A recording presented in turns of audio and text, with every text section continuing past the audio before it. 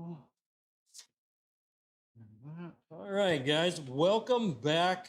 Welcome back. This is now the second live stream, guys, of the day today. So, first one was at Schwanke Engines in Springfield, Minnesota.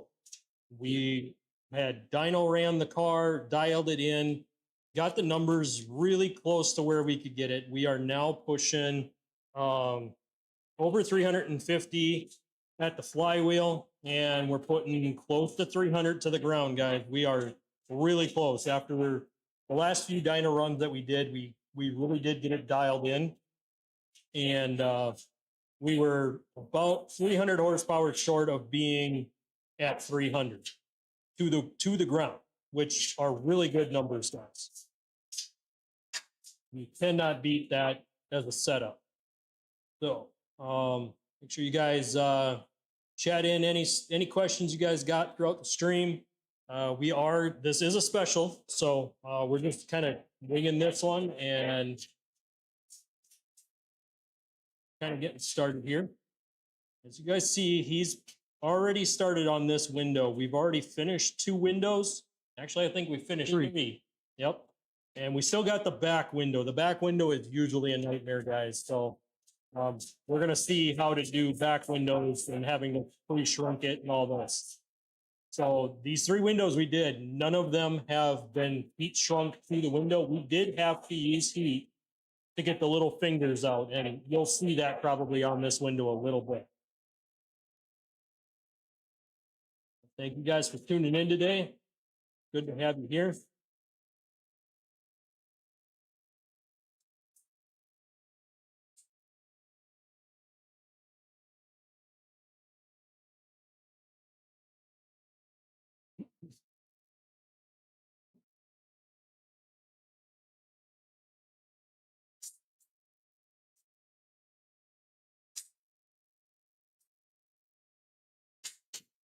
Once he kind of gets done there, I'll have him step back and we'll have him introduce himself and kind of tell us a little bit about his business and what he does.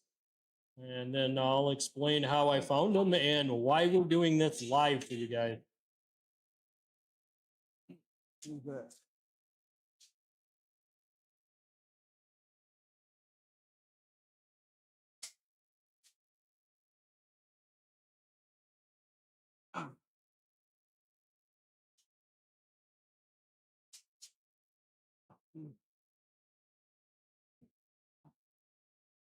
He wants to get that window rolled up and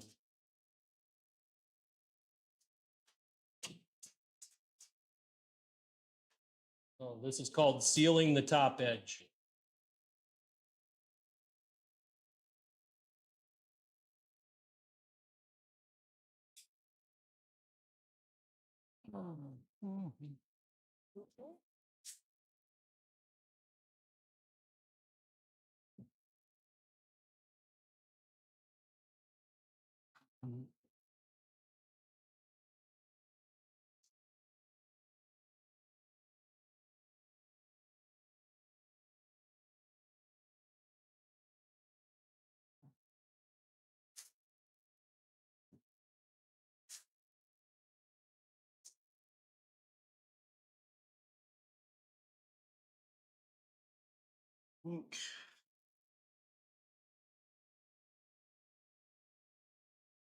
Trying to get it walked in on the corner there, guys. That's what he's working on, is getting the tint to kind of roll down into that window channel. These windows have been incredibly sticky for some reason. Yeah, that is true. I have not noticed like any window tint on these prior, but it almost seems like there was something sprayed on it previous.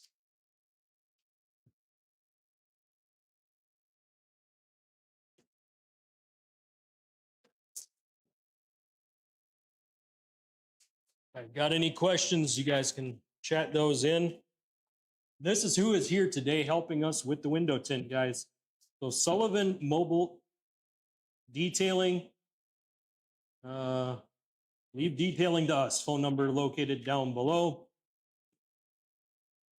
This is a list of all the stuff that they do, guys. So window tinting, auto detailing, ceramic coating, semi-detailing, motorcycle, boat, and RV.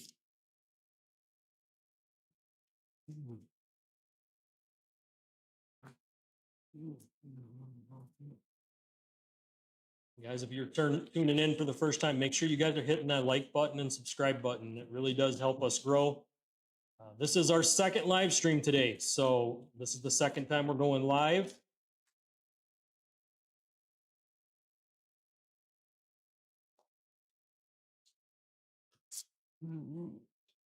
Our first live stream was, we went to Schwanke Engines, Springfield, Minnesota. They got the car tuned and running top notch, guys. We can't ask for anything more than what we already have out of this car in its stock configuration. It's not going to stay this way. We're going to keep doing more and more stuff to it over time. I think the next line of stuff we're going to be doing is suspension and brakes. We're going to get those straightened out. Once winter hits, we're going to kind of tear into this car a little bit more. That's when the full suspension is going to come out. We're going to upgrade CV axles, drive shaft, so that it'll handle the horsepower.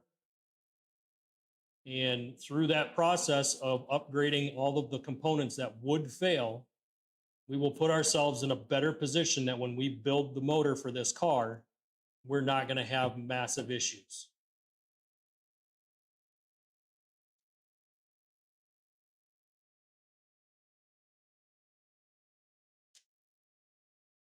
He's trying to work some of this stuff out here before we have him introduce himself.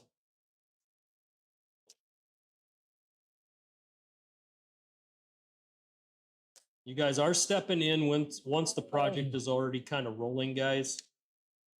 So you guys are seeing. Darn it.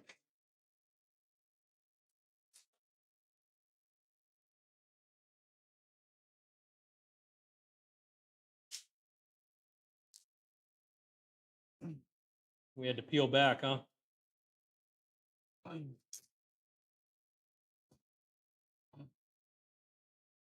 Oh, in the middle there.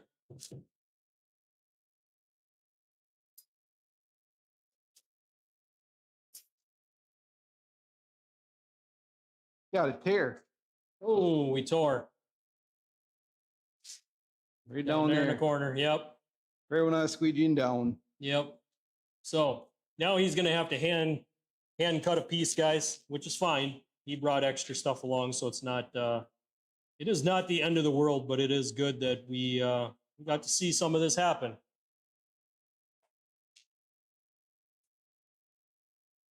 This is why I brought in somebody to do the window tinting for me, guys, because I've done window tinting in the past, and this car is actually a car that we're using as a show car, guys.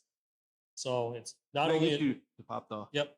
It's not only a show car, but it's also kind of the project car for the channel. So I wanted it to be right.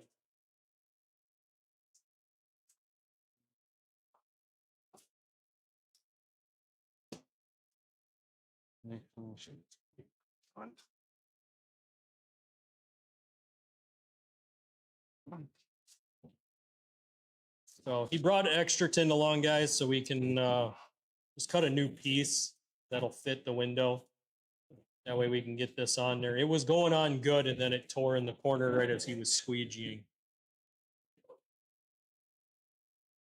Thank you guys for tuning into this special on this Friday. Good to have you guys in here. Make sure you guys are hitting that like button. Hit the subscribe if you guys are not already subscribed. The more you guys interact with us, the more projects we can bring you guys in the future. Did you get everything you need? Yep, you can shut it. Well, before you cut, do you want to step in front of the door and kind of introduce yourself and tell us a little bit about how you got started in this? All right. We'll get the introductions out of the way before you cut the new piece. So my name's Jeff Sullivan. I own and operate Sullivan Mobile Detailing. I got tired of work for other people, so I was like, all right, I'm going to take on a new adventure and go work for myself. And I've been doing it for a little under 7 years now. And I enjoy what I do, get to meet new people, get to interact with a little bit of everything. and do everything. So What do you say is like one of the most things that you do? Is it window tinting or is it mobile detailing? What do you do a lot more of over everything else? I like to space it out so it's not All one. always one repetitive for one job versus breaking it apart. And then that way I'm doing one thing one day, next day I'm doing another thing. Keeps it a little more interesting. So you do still get quite a bit of calls for the detailing Yep. side of things, and Yep. Get quite a bit detailing, tin, undercoatings, ceramic coatings, stuff like that. yeah. So yeah, if you guys are in the Minnesota area, especially central Minnesota, if you guys are in central Minnesota, hit them up. I'm going to bring their card up one more time with the phone number. Now you can go ahead and hit him up. And he'll help you with window tinting, mobile detailing, paint restoration, interior cleaning, you name it.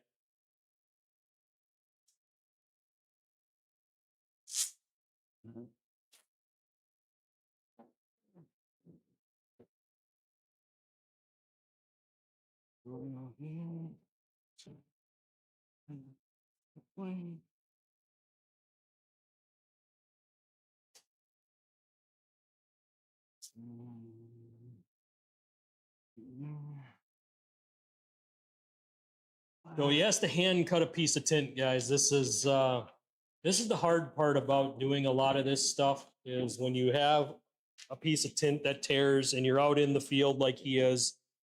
At home, he can use his plotter cutter. He can cut it out and pre-cut it. But when he's here and something tears, he has to now hand cut out this window.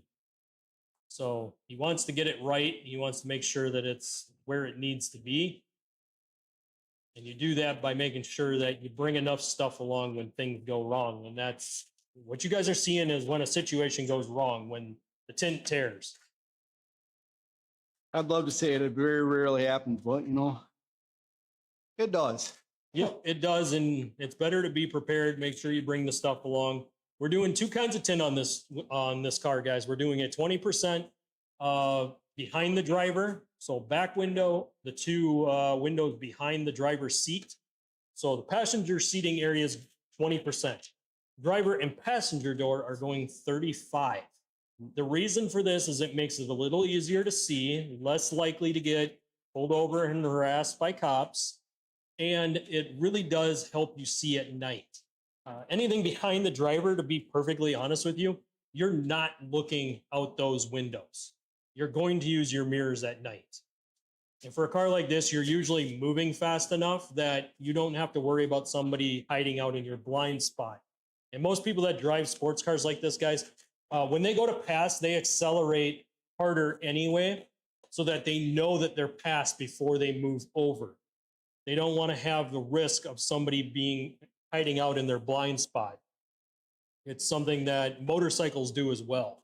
So anytime you see a motorcycle rider, he doesn't just casually stroll by somebody. He will accelerate really hard to get around them and make sure that there's plenty of room before he comes over. It's kind of a pro tip for everybody out there on that.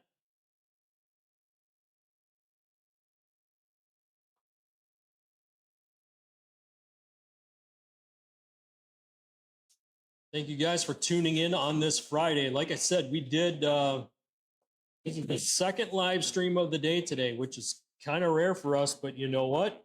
We'll take it. It's pretty nice to be able to have the time to do this. I kind of slotted this time out to be able to get some things done that I normally wouldn't be able to do. So that's why we're doing what we're doing here. It's something that I kind of planned out ahead of time and had the time off to where I could make this happen for you guys and do this dual live stream setup today.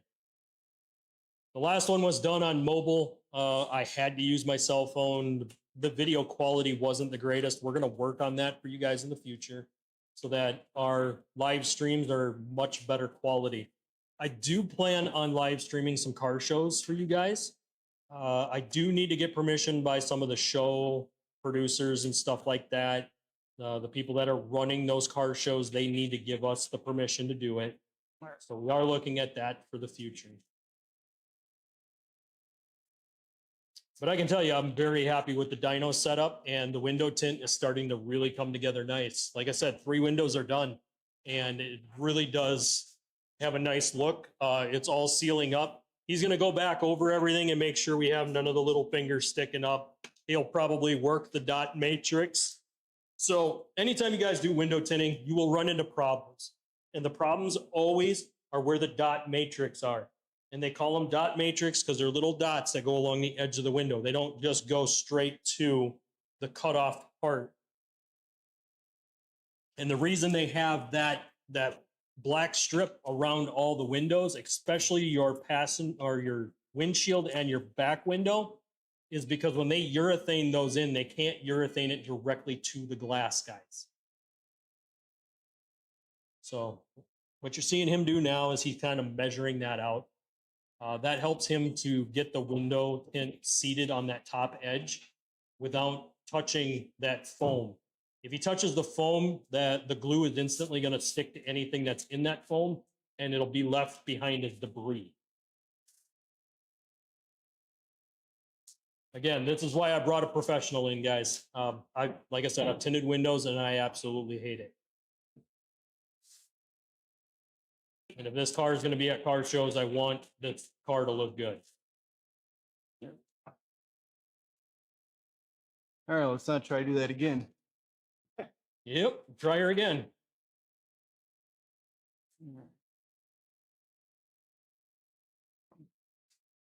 Is that window just as sticky as the passenger? Yep. Yeah, I don't know what's on these windows. We're trying to figure it out, guys. There's something on these windows that is just making it incredibly sticky. And we don't have all the reasons why on that. To have you guys in here today.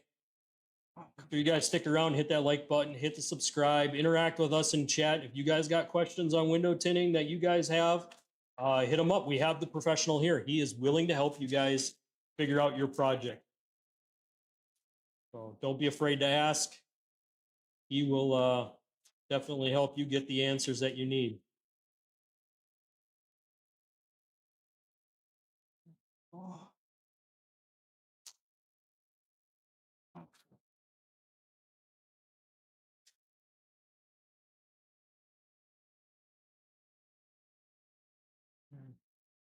All right. Thank you guys for sticking around, trying to get everything caught up here, checking chats.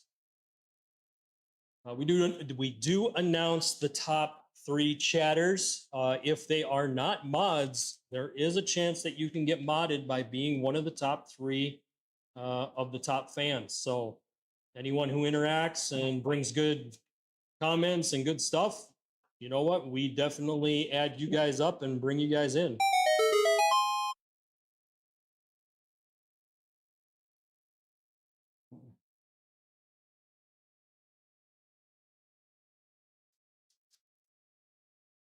But remember what he's putting on there. Is that 35? Yeah. Okay. Wow.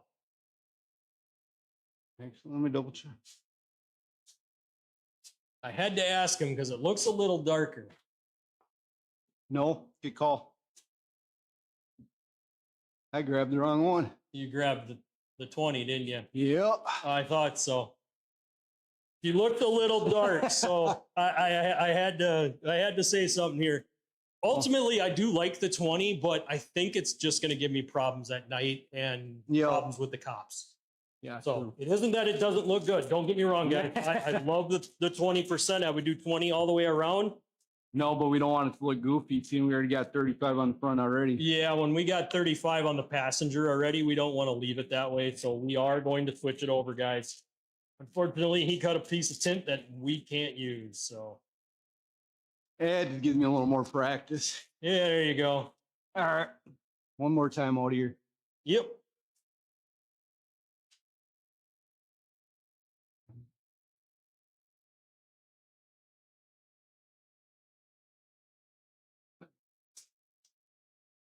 So he brought the 2 different kinds with. He brought 20 and the 35. The only reason I'm doing 35 is to make it easier to see at night and less harassment with the cops.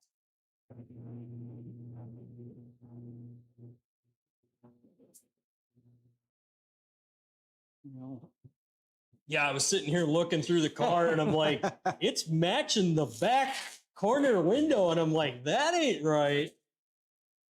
No, I had it in my hand and I flipped it around. So when I grabbed it, I had 20 on the one side and then I set it back down and 35 back down. Ended up messing it. At least it was before it was fully laid down. Yeah, that's why I was looking at it. I'm like, let's go ahead and say something here and just double check.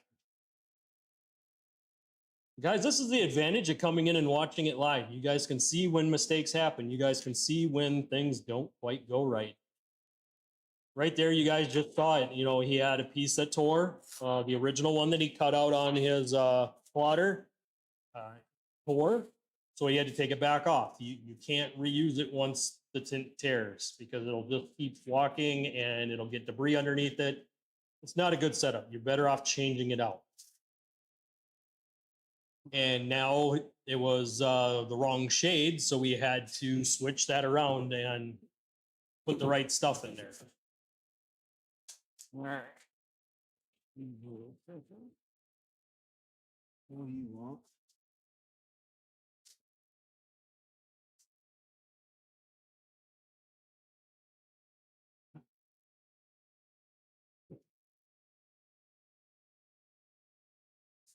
See some wrenches in the chat for everybody who's here. I would like it when you guys throw wrenches up in the live chat. That is awesome. You guys could spam wrenches as much as you want, and I will not dock you guys for that one.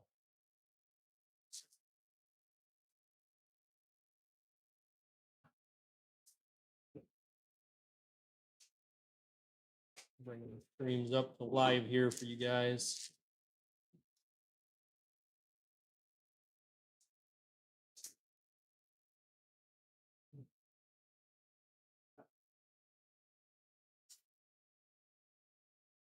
You might be asking what's left to do on the car, guys. We got suspension, we've got drivetrain, we've got a lot of motor work and some transmission work.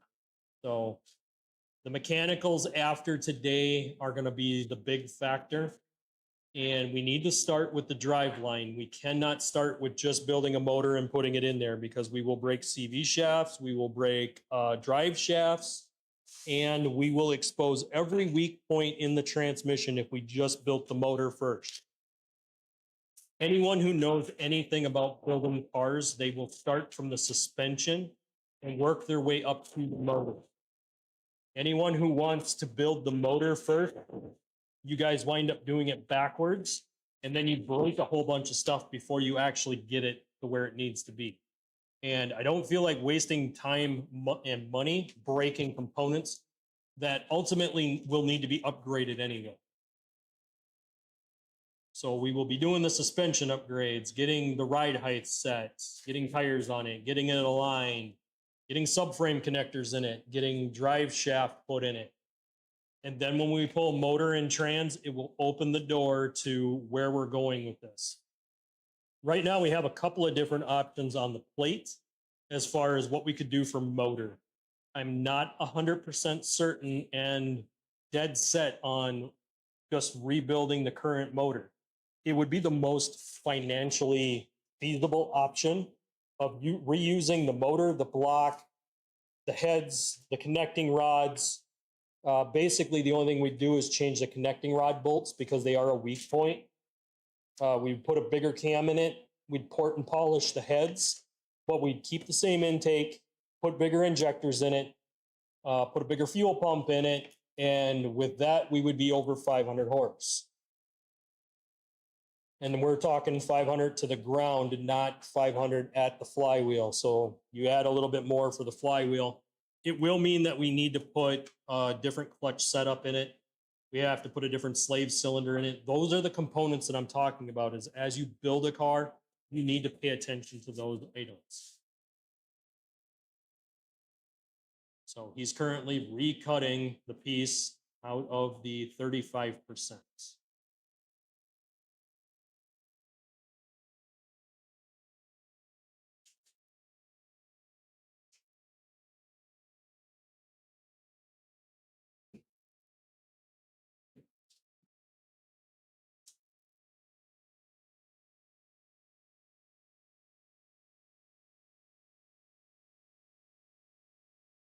Good to have you guys in here on this special Friday of us live streaming twice in one day.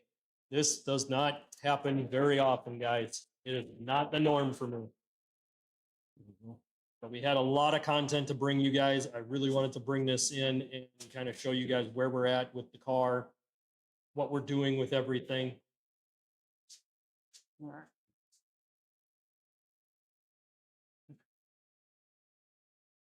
Now we got the right shade. There we go.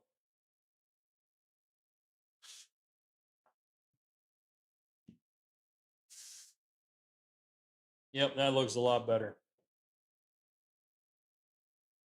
Not that the other stuff didn't look cool. I'll tell you, it looked really nice. But yeah, this car is already a magnet and don't need to highlight it even more. True.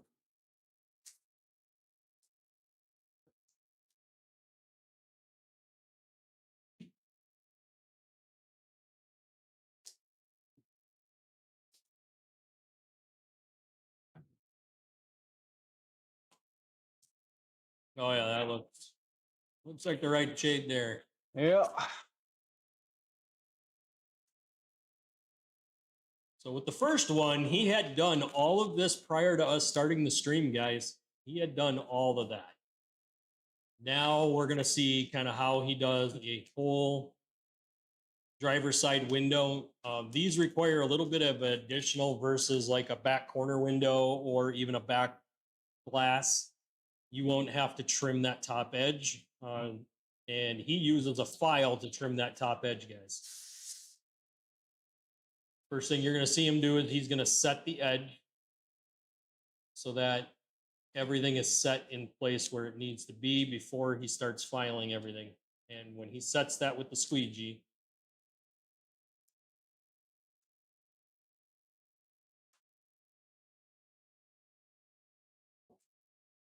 once it's set, he'll be able to file that edge down and make sure that it's nice and clean.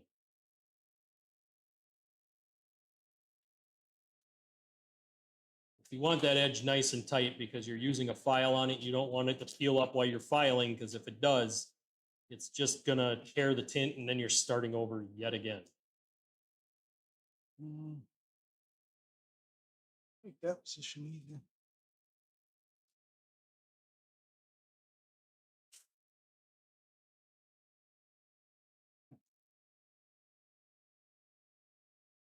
There.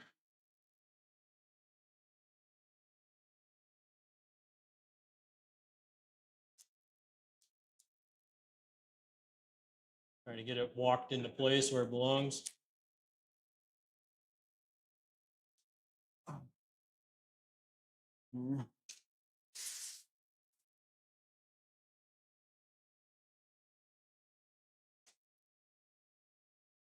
Again, a lot of you guys probably would have went with the 20% tint, but I just think the 20 is going to be a little too dark, especially at night. And there's going to be times I'm going to be coming home late from car shows, and I really don't want there to be a visibility issue with these cars.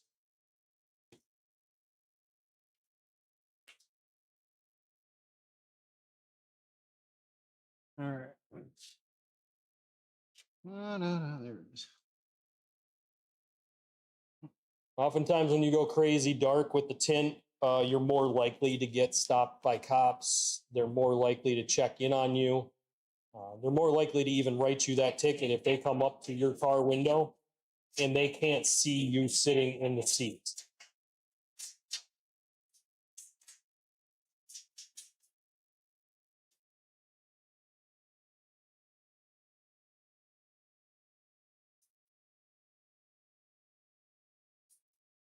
What he's doing now is he's filing that edge, guys.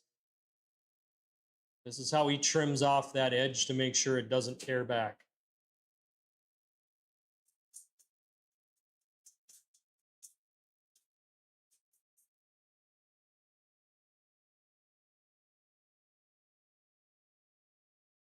You guys got any questions? Chat them in. We have the tinting guy here. He'll help you answer any questions that you guys may have on window tinting, or if it's even on other forms of detailing, he will help you figure that out as well.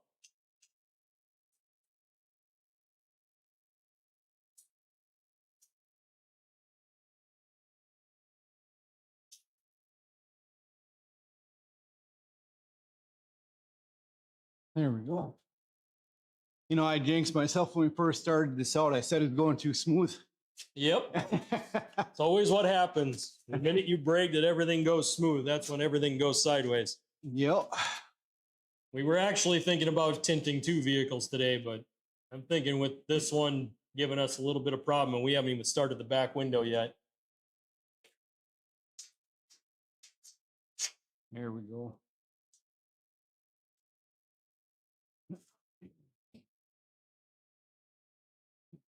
So now that he has the top edge seated, sealed, and trimmed off with the file, he's going to roll it up and lock that window into place. Now, once he does that, we can't move that window for the next few days. It has to remain where it is. And the reason why is it needs time for that glue to dry.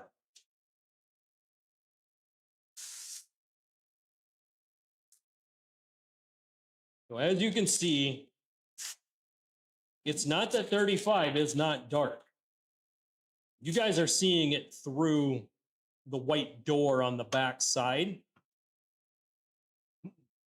But as you look at the window behind him, that's already done in 20%, and you cannot see in the car with that door.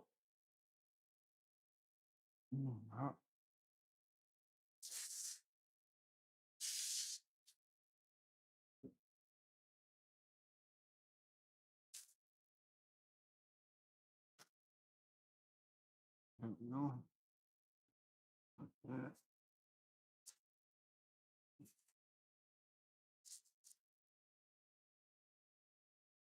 To have you guys in here, if you guys are checking out the stream afterwards, make sure you guys are hitting the like button, hit the subscribe button. It really does help us grow so we can bring you guys more content like this. And we've got a lot more coming here for LS Goat. We're just getting started with this project, guys. We had a lot of diagnostics last minute before dyno run. There's going to be a bunch of videos made on that. We had to solve an electrical issue on this thing that involved the ignition switch. So from now until the end of the year, guys, there's going to be a lot of videos on LS Goat going all the way into wintertime.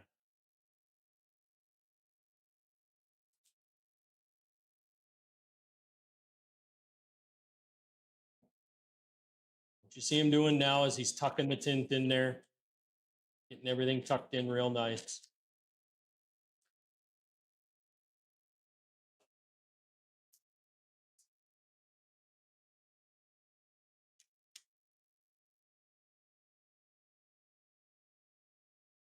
There we go.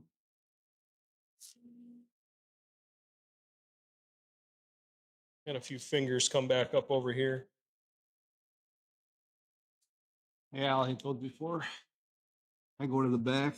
Yep, the small one there in the back, otherwise not too shabby.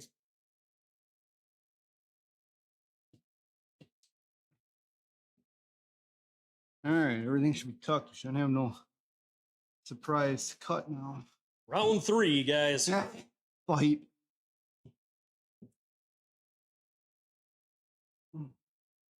Yeah, we thought we had this car dynoed in on the 3rd pull, but yeah.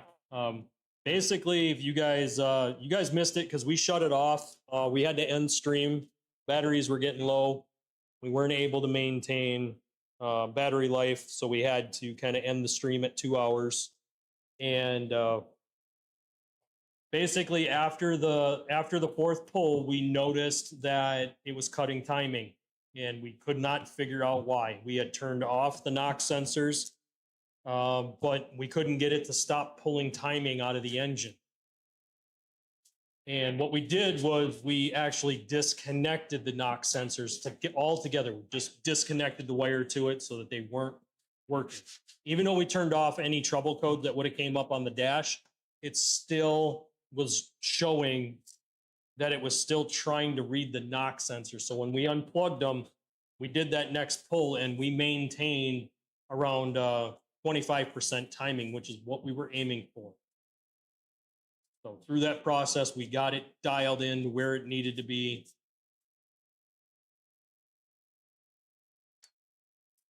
So those are the fingers that we talk about when we do window tinting, guys. I'm going to bring you in close so you can see these fingers. We call these fingers because they basically look like lines coming up from the tint. You can clearly see this one here, this one here, this one here, and that one there. You see them in the camera. So now he has to work those out.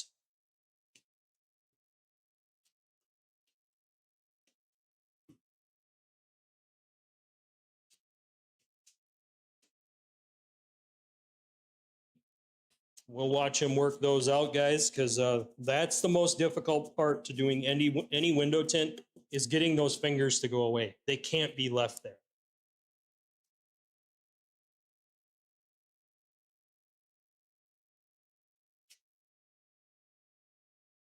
It could if you wanted friends hanging out with you while you're riding. Yeah. I suppose if you want to go the cheap way, they could always be left there. So, guys, I will be posting our dyno sheets on our Facebook page. So those dyno numbers are going to go up probably either tonight or tomorrow. I'm going to put those dyno numbers up on Facebook. Go over there, check out our Facebook page. Make sure you guys follow us over there as well. I do post some of the content from the shows. So if you guys are following us on the car show circuit, when we do some of the car shows, whether it be Henderson, Minnesota, whether it be Nicollet, Minnesota, Glencoe, or Winthrop, you guys can check that out over at the Facebook page. I don't do much as far as YouTube for the car shows because, again, guys, I need to get permission to live stream there. And I do got to fix the camera. You guys will notice in the camera that I did at Schwanke, it was bouncing in the focus, and I absolutely hated that video for that reason. So we will be fixing that for future live streams here.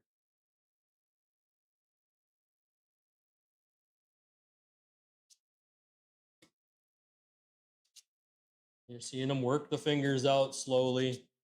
He'll probably have to bring some heat in here at some point. Some of those are pretty big.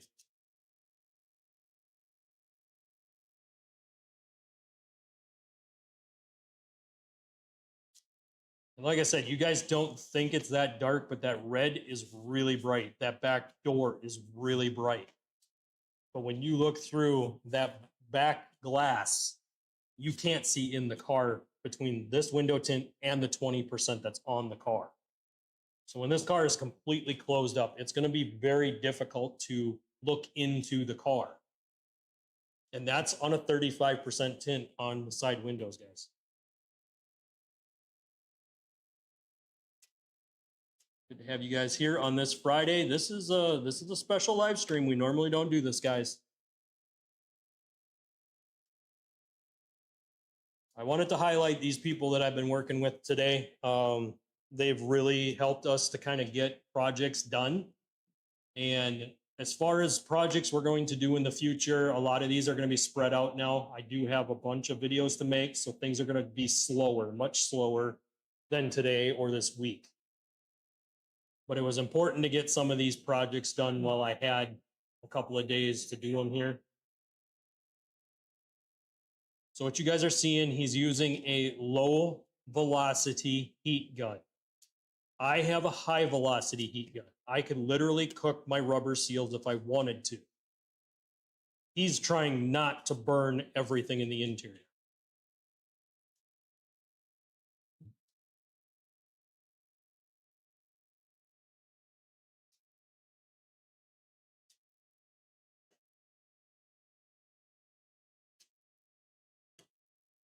Guys, this is what 7 years of practice looks like.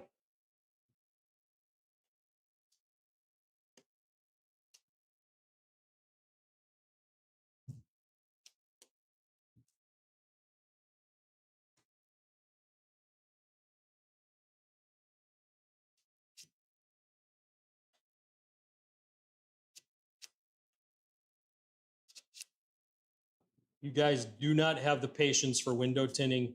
Hire somebody who knows what they're doing. It's worth the time and effort to just do it right the first time rather than burning through 10 boxes of tint and it still look horrible.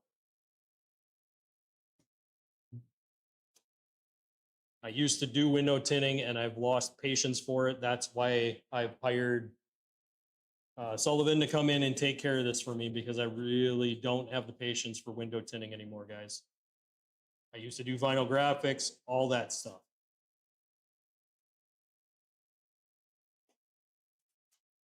All right, I gotta clean that.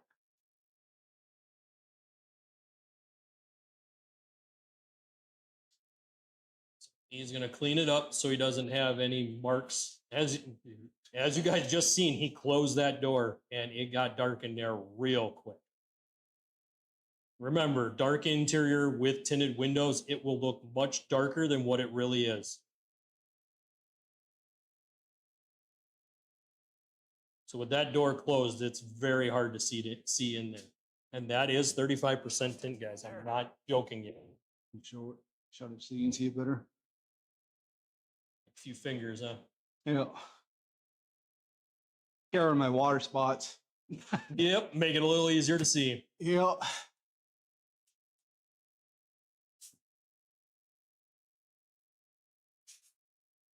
So learning window tint, what was the hardest thing for you to what was the hardest skill for you to learn? Making sure I followed the same steps repeatedly. You mess up on one, it's just a downward spiral for you. Then the next step messes up, and then you end up getting stuff either short, light gaps, things you don't want. Or you think you got it all set up and you'll cut around like edges and stuff, and then you'll go to set it and you'll think it's good, but then you notice you moved it too far down on the bottom, and then you got a big old gap on the top after you already locked it down and adjusted it a bit. Then you got to redo the whole thing again. But once you locked it down, it was not going anywhere at that point unless you just tore it all off and started over, basically. Yep. Yeah, the biggest thing is, another big thing was just learning to make sure you clean your side seals up in the top seals and then along the bottom seal, so that way you ain't getting that dirt or that contamination into it. Because you can't, when you get it on or get the window done, you can't always see with the lighting spots or specks that are in there, like little particles, until it fully cures, and then you're pretty much already too late. You're redoing the whole thing.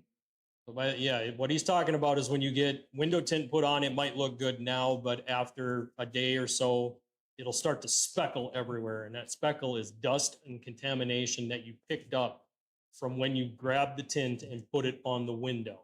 Some of that comes from the trim edges of the window edge, where the rubber is actually holding it in. Remember how I said that was a area that you had to be careful of? Also, where you can pick it up is when you're starting to peel the plastic off. If it touches your shirt or touches somewhere else that it's not supposed to, it'll pick up dust and contamination on anything it touches.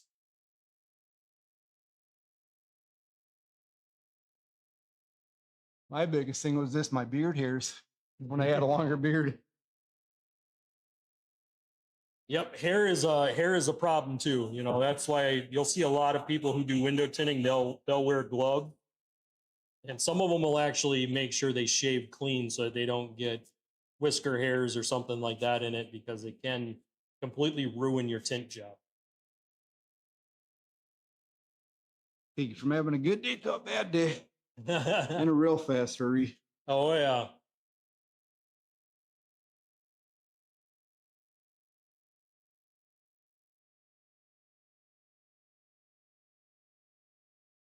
So what you're going to see him do now is he's going to work the outside here. And by heating the glass, he's actually removing the moisture without baking the tint. Now, one thing he could have done to kind of help that process is he could have pre-shrunk it a little bit, but you kind of want to save those for the bigger glass, and it does add a lot more time to your window tint if you're going to pre-shrink everything. Some people will do it, some people won't. If they're used to working the fingers out, they'll just go through it and work them out. I don't like pre-shrinking because I wind up cooking the tint. I get a little too carried away and toss way too much heat at window tint.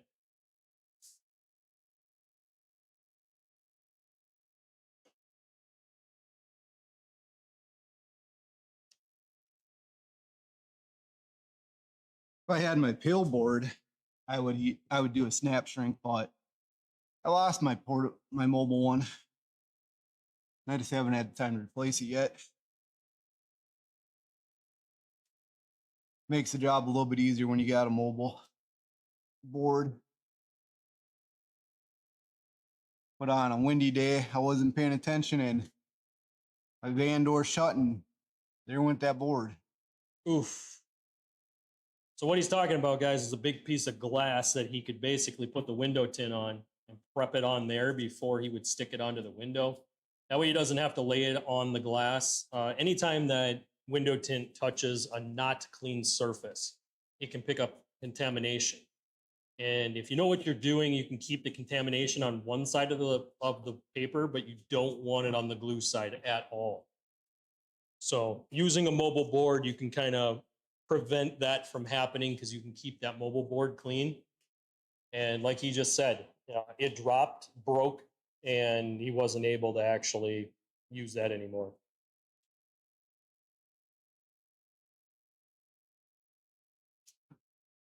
Yeah, here's the fun and joys of chasing these fingers.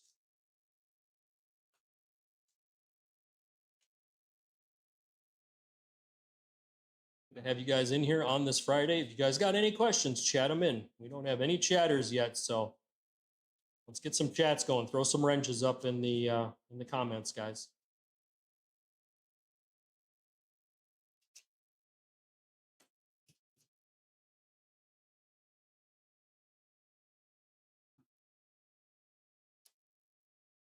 Oh, I gotta switch that one. Pushed a little too hard, it broke my chisel.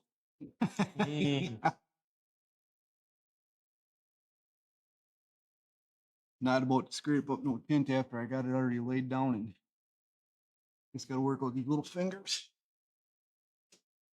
You guys see the fingers are getting much, much smaller, but they do need to be worked out a little bit in order to get them out. So it'll take him a little bit here to work these last fingers out. He has to move them around and might have to put some more heat on them.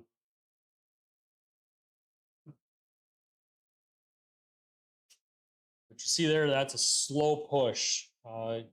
You'll see people do that to slowly try to get the glue to adhere and keep the moisture out long enough for it to tack up. Sometimes it works, sometimes they just springboard back right away. Like this one. Like that one. Again, this is why I brought in a professional, guys, for window tinting. I don't have the patience to play around with these fingers. Used to do it back in the day. It drives me crazy now.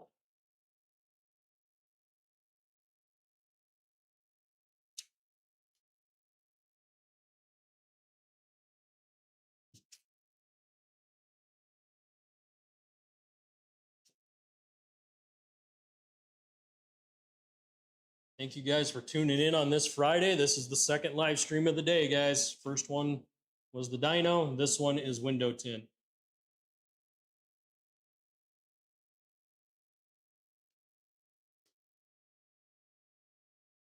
With the two things we did today, we basically have transformed this car into something that is actually will run better, work better, stay cooler in the interior, and will actually be a nice addition for car shows.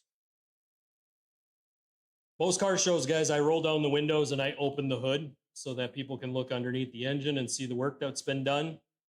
What we do with this is we're trying to get it to where we can kind of keep the interior a little cooler. By having tinted windows, we lower that temp dramatically in the interior of the car.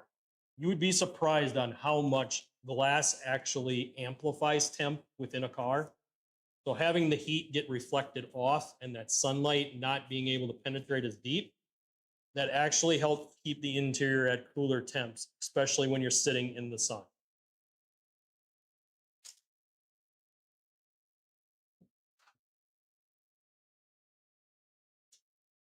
I will be waiting for champagne bubbles before we tint that one, guys, because that one is daily driven by somebody else, and I want to make sure that it isn't too dark. That can cause problems with visibility. So I'm used to it. I'm comfortable with it, so it doesn't bother me as much. But champagne bubbles is definitely one of those that it's a little bit tougher to do a dark tint on it. Champagne bubbles is actually tinted pretty decent from factory. This car was okay. The worst one is Crimson Vortex, and we'll, yeah, that one's a whole nother story on that deal.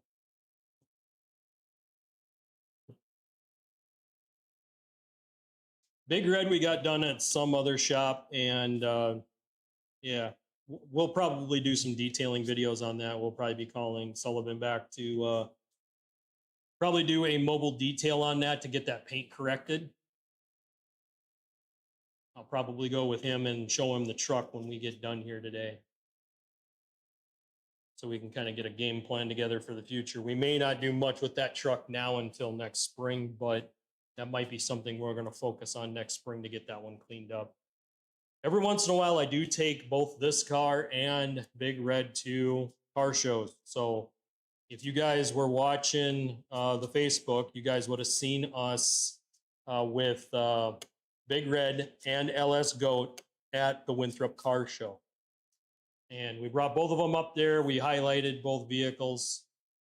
It was a pretty good show. They had a decent turnout for a bar and grill just starting out this year and getting started only a few months ago. They had 15 cars, so they did pretty good for their, you know, just kind of getting started in this. They did partner with a different car club not too far away, about a half hour away, and they will be sharing Fridays starting next year. So you guys will see us at both shows next year.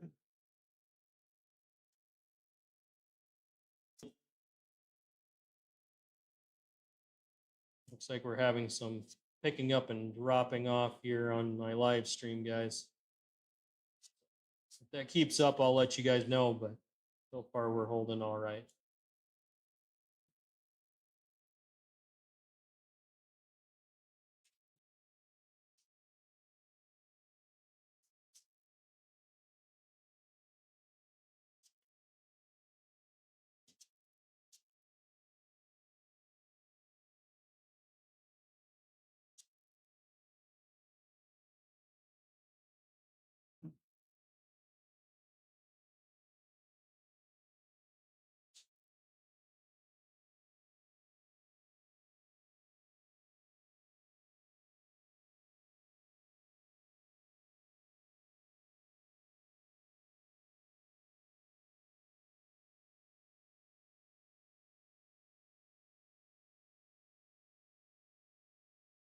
TS Mobile Mechanic Live, good to have you in here. First chatter.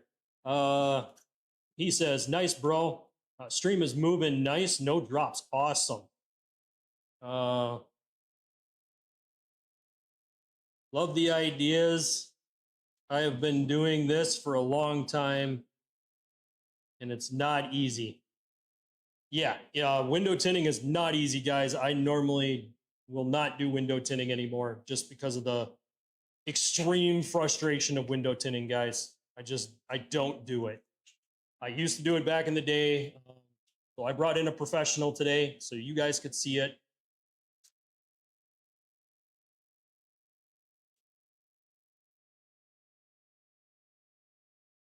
I usually keep most of my repairs in-house. I do a lot of stuff in-house, guys, and we do quite a bit of short form content showing you guys how to do stuff.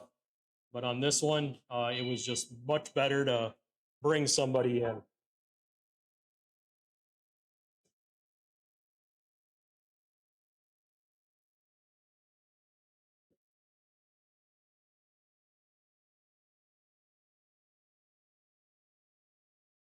Fix that right now. I'm not listening to that.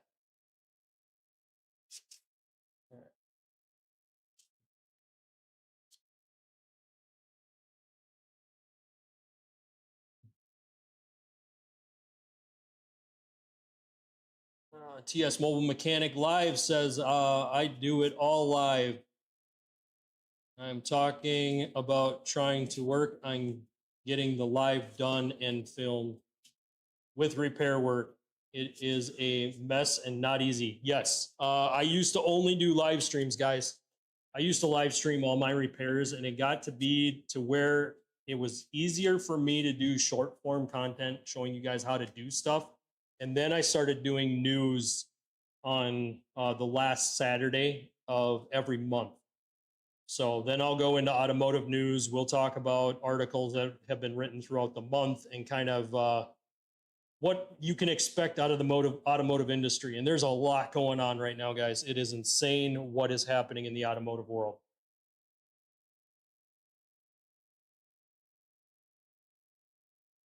TS Mobile Mechanic also says, doing a great job, though. I thought you were working and talking. Nope, that's not me. Yeah, nope. I'm over here, guys, behind the camera today. So normally you guys will see me in front of the camera. Today I'm behind the camera running the soundboard.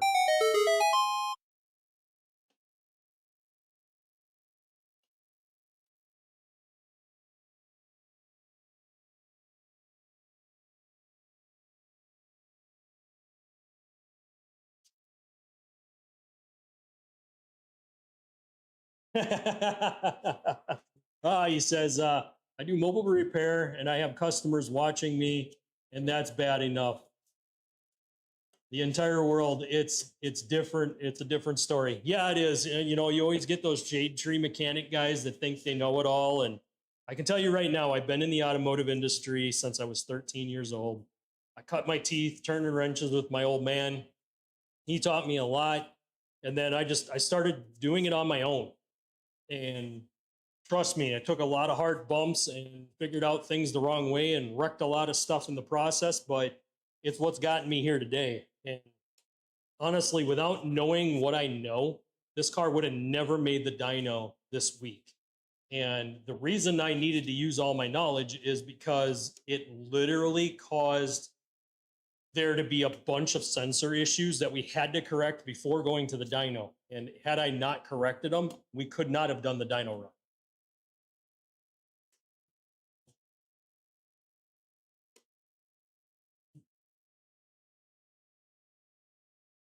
Yep, on a dyno run, all it takes is one thing to go wrong, and you make a whole bunch of mess. You break a lot of different stuff.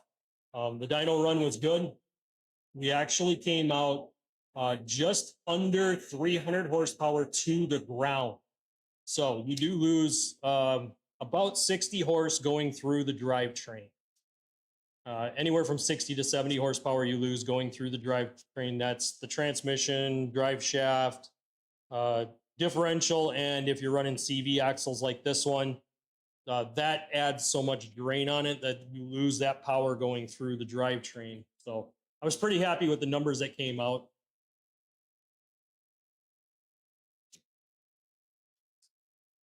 But there's a lot more to do. We are going to be rebuilding this engine and pushing it over 500 to the ground, guys. That's to the ground, not at the motor.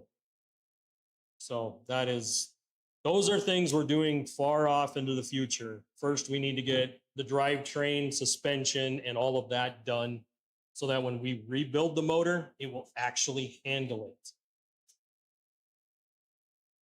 So what you're seeing is he's working those little fingers out, making sure that they stay down.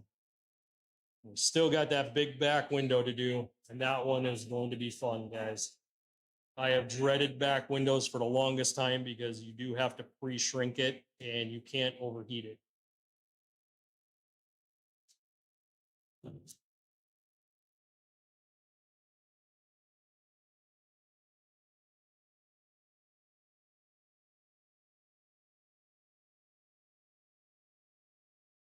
You're trying to heat it without getting anything super hot, guys. Just enough to Get the liquid to melt out of the back.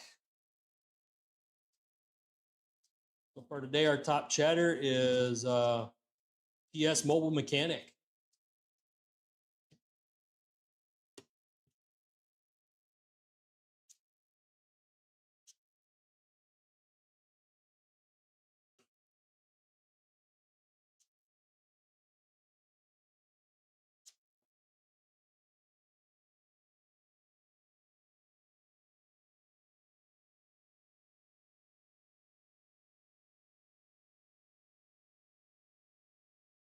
Yeah, after doing vinyl graphics, window tinting, and car accessories, I will stick to turning wrenches.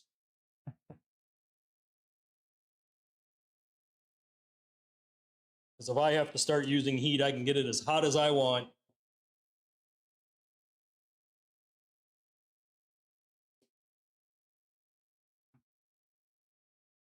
TS Mobile Mechanic says, take care, man.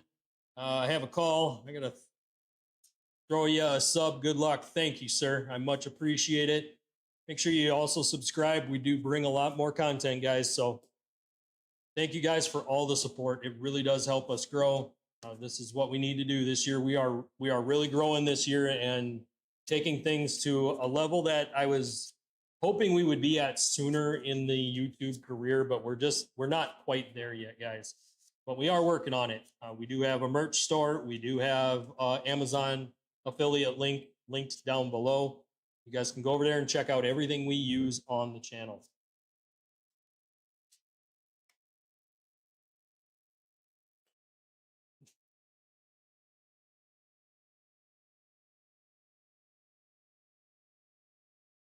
I'm just fighting a few of the little fingers that we talked about.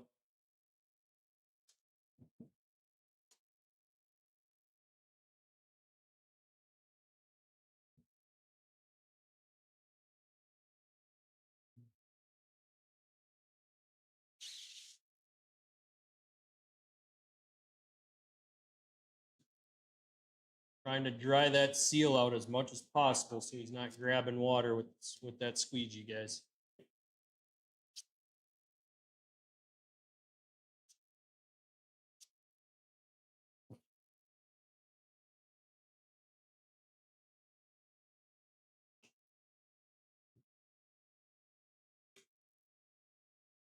I'm going to let him keep working on that. I am going to be right back here. I'm just going to silence my mic and I will be right back, guys.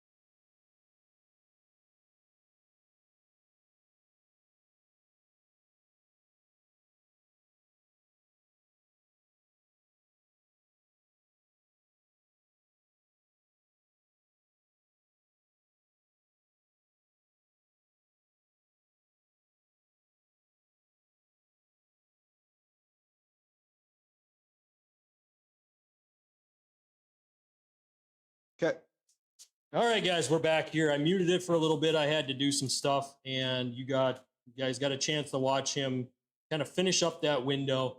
There is a little bit of more of the fingers that are sticking out, guys. So we can't just sit here and work those fingers like that. It has to sit for a little bit of time, and then we can kind of push it a little bit harder. So it does involve us being patient, working on this window, going to a different window. That's kind of how these things do work. I'm going to rotate you guys here a little bit so you guys can kind of see. So that other door is not closed, and if we close that door, you would not see in that interior, guys. So I love the way this looks. It looks just dark enough on the driver passenger window, but yet it's much darker on the back. And this will give this car a much more aggressive look.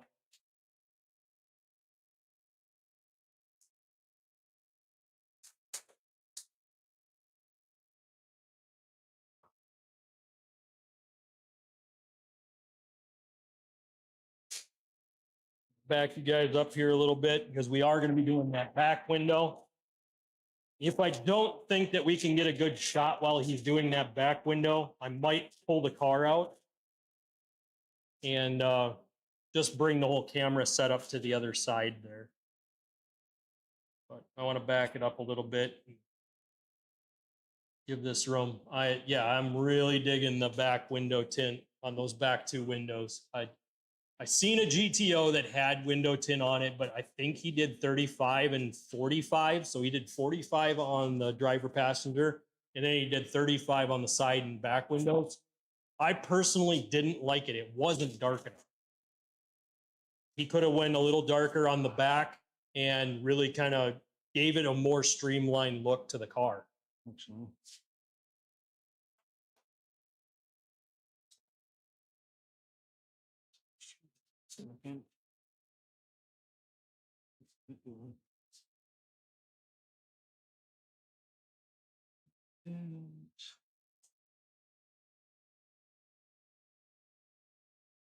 Good to have you guys in here on this Friday. This is a special, guys. We normally don't live stream on a Friday. We only normally live stream the last Saturday of every month. But this is a special deal, guys. I lined up a bunch of this stuff to do it at the same time. The dyno shop, the tint, all of it was lined up for today.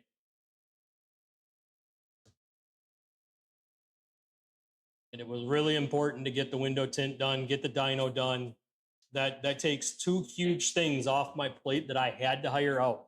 I do not have a dyno. I do not have the money to buy a dyno. If I was to buy tuning software, I probably would buy EFI Live, just because that's what my tuner is now using. And if I bought EFI Live, I could actually get the tune files from him for my car, so that if I needed to make any minor adjustments, I could. But once we build the motor and do the transmission and do all of that stuff, we're not going to need to retune this car. For street purposes, I'm going to set this car on roadkill mode, and it's going to stay there. We're not going to mess with tuning up, tuning down. You don't do that on a street car. You do that on a drag car because you're going to dial it in for atmospheric, humidity, pressure, all of that will change how the car runs. We're not trying to get maximum out of this every day or every single time we turn the key, but we do want to do maximum that is reliable every single day, meaning every time we turn the key, it will run the exact same every time. So what you're seeing is he's setting up for that back window. He's kind of giving these fingers some time to dry. I did just talk to him a little bit about it off camera.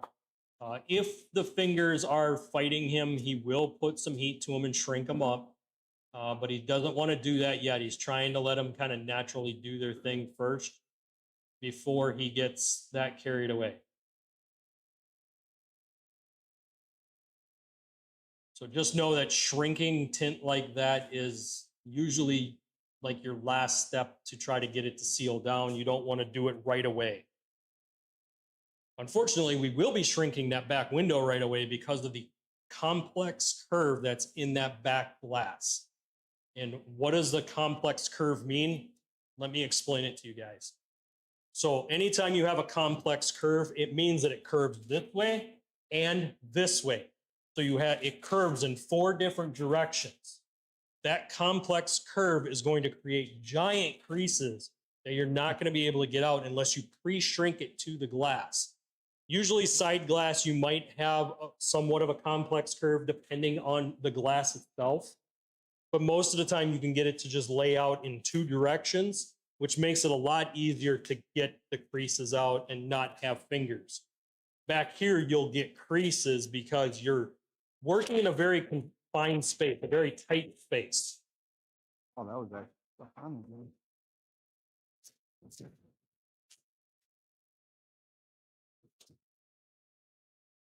Are you thinking that's big enough?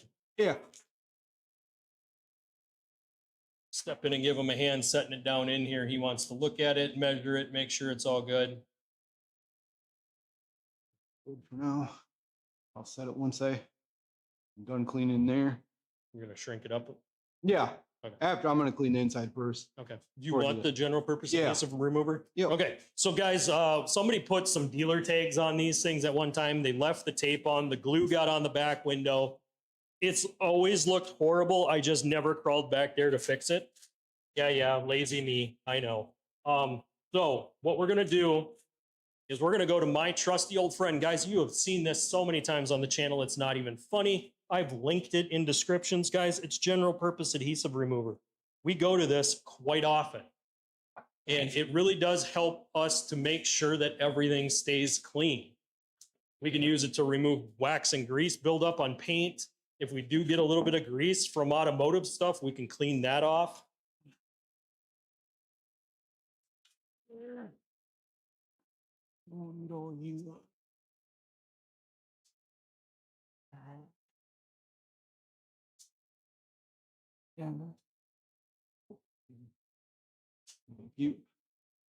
I just handed him a rag, a blue shop towel with the general purpose adhesive remover. He's going to crawl back there and clean that one spot that has it. It's right along the rear window defrost, so you have to be careful. You can't use a razor blade in that area. If you razor blade it, you're going to run the risk of scratching that defroster, and then it won't work. And it does have to stay fully connected, otherwise it doesn't work, and that entire line will not work. So once it gets scratched in a way that just it won't work right after that point from then on. So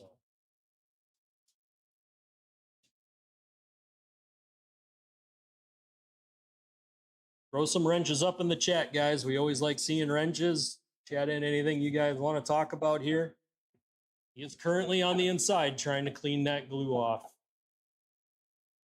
Half tempted just to pull the vehicles out and give us more room to show you guys that back glass. Because this is one of the more difficult parts for me, was always doing that complex curve back glass. And Camaros, 80s Camaros were the worst for me. Oftentimes I would have to cut the tint because I couldn't get it to conform to that glass very well at all.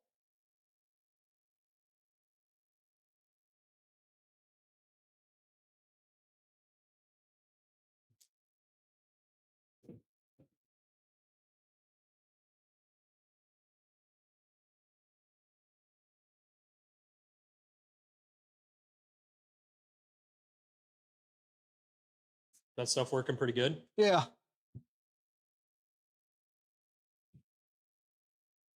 Smells a lot better than some of the stuff I've used. You want me to pull the tint up so you can see through it a little easier? No, I can see it. Okay. Actually, yeah, if you want to.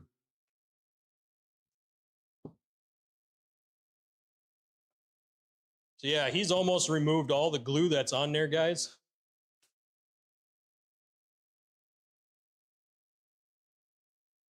And we did it without scratching the glass. That's the key.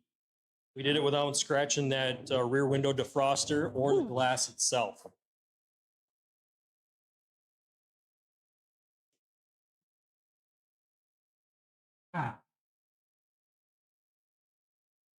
feel like one of those cartoon shows. Pound car crawling in and out. Yep, when you got a tight car that you're working in, that's always the hard part. And this is definitely a hard car to get in and work on, just because of how tight it is in that back seat, guys.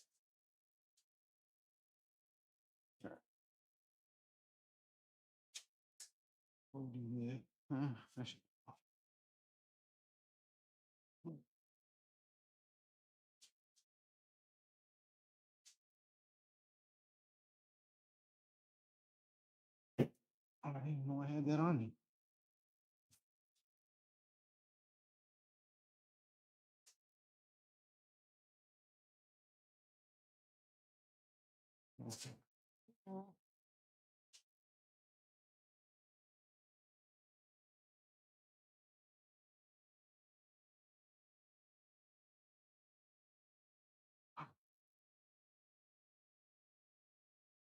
What he's doing is he's just kind of setting up. He will have to shrink that back piece, guys. So that will have to get shrunk to fit the window before we go set it up in there. What he wants to do is make sure he cleans that window real good. It's going to be a little bit difficult with the third brake light in the back window. That does make things a little bit more difficult to get that tint either around it or behind it. And if you get it behind it, sometimes you got to worry about the dirt behind there.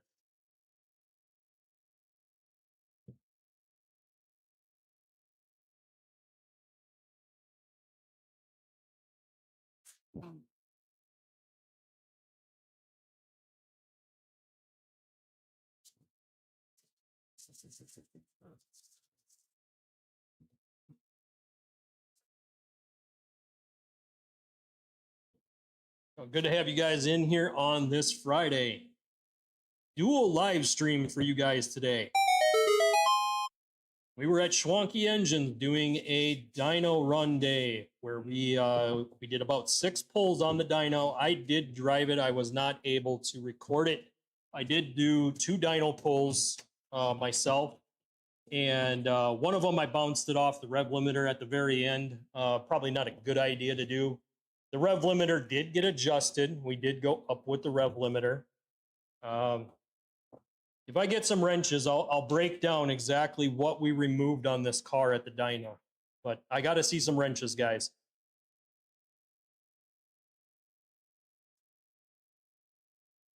If I get some wrenches, I'll tell you everything that we removed from doing the tuning.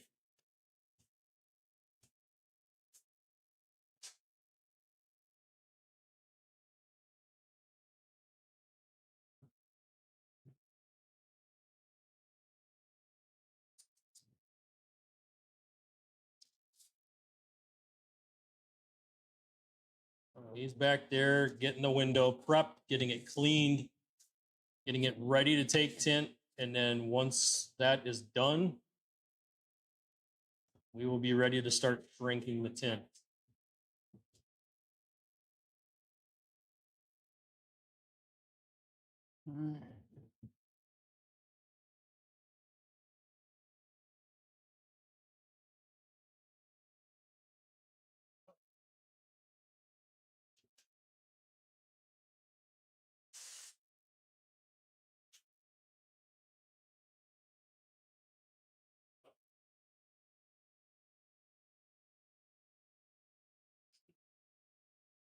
The dyno yielded some really good results. We kind of know where the limitations of this car are at. We've pushed up to the edge of those limitations, and now we're going to begin the shakedown of the car, trying to figure out exactly what is strong, what isn't, and what we need to upgrade. Basically, we've set this thing to the maximum performance it could possibly have. It does need a lot more performance parts to be better than what it is, but that is food for thought for another day.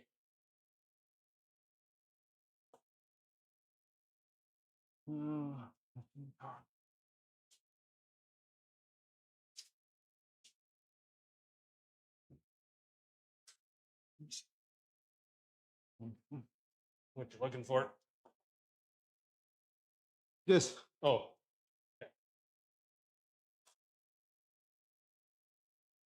So guys, what he's doing now is he's laying that window tint back down and he's going to squeegee it down to the glass and then heat it up to get it to conform. You guys will really be able to see that complex curve here. I think I'm going to pull the car out anyway. You done with the general purpose? Yeah. Okay. I think I'm going to pull the car out because I want you guys to see this process. This is where window tinting will make or break your success or failure of your window tint job. If you don't know how to handle a complex curve, it will not go well for you.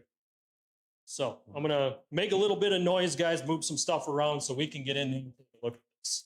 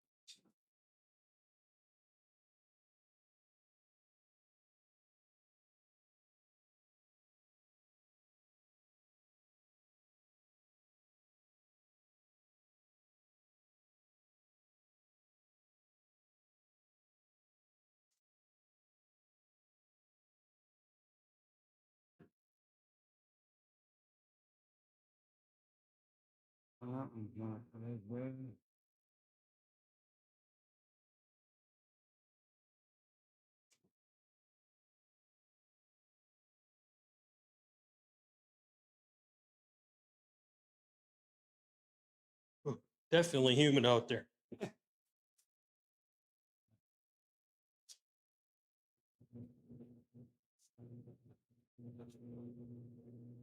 All right, move the car. Bring you guys closer to what we're doing here.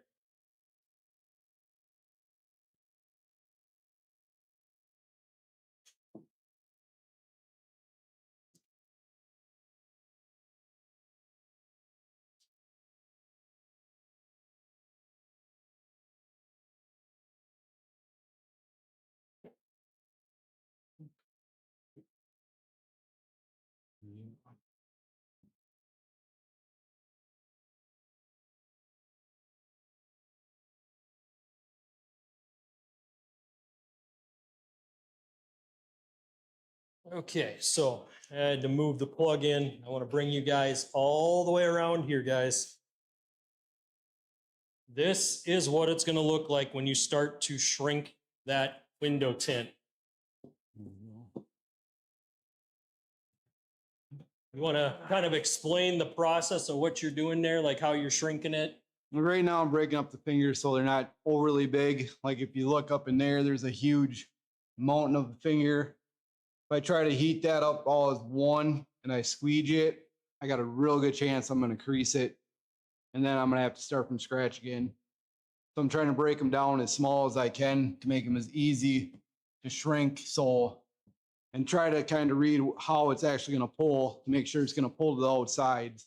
So I ain't got so much pull going towards the middle.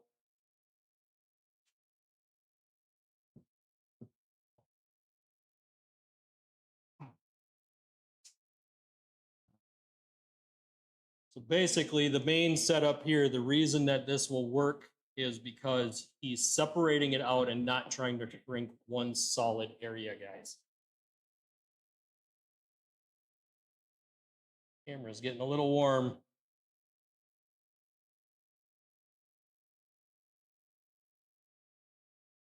There we go. Now it's cooled down a bit.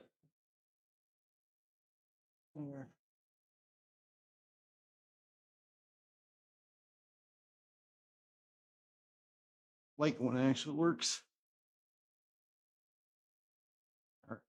Good to have you guys in here on this Friday. This is not a normal live stream time for us, guys. So this is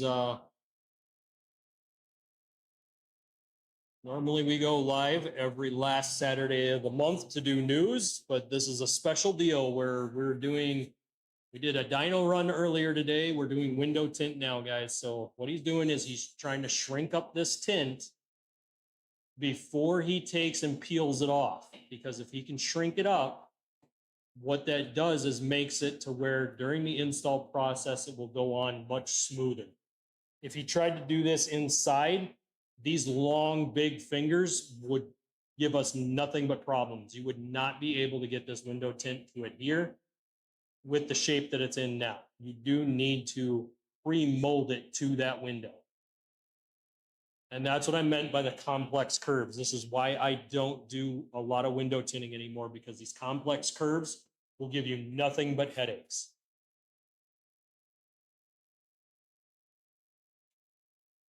Again, if you guys want me to break down on the dyno run the things that we turned off on the dyno by tuning them out, make sure you guys throw some wrenches up in the chat.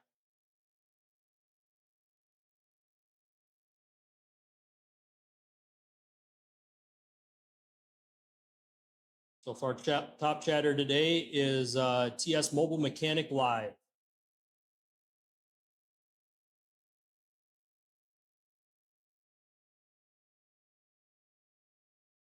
Seeing him do is shrink up the tint, work the tint up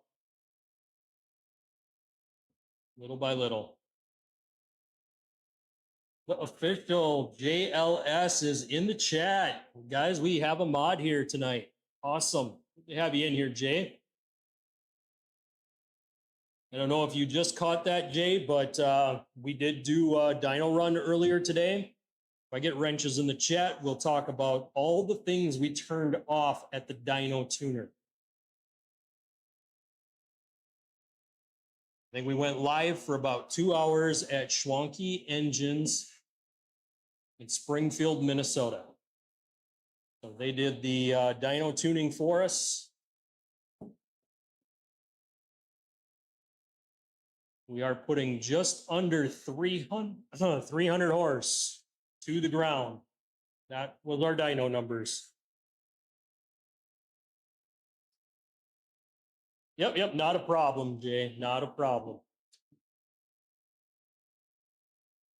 If you go back and check it out, you'll see we did cut the live stream before we kind of got to the conclusion of it. So if you guys want, I can give you guys that conclusion here later on.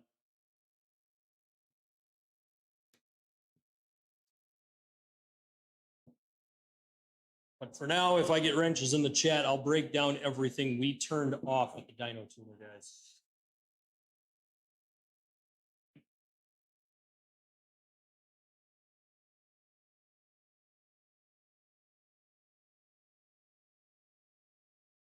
Yep, not a problem, Jay. I will definitely give you guys the conclusion of the dyno run later once we get done past this window tint part.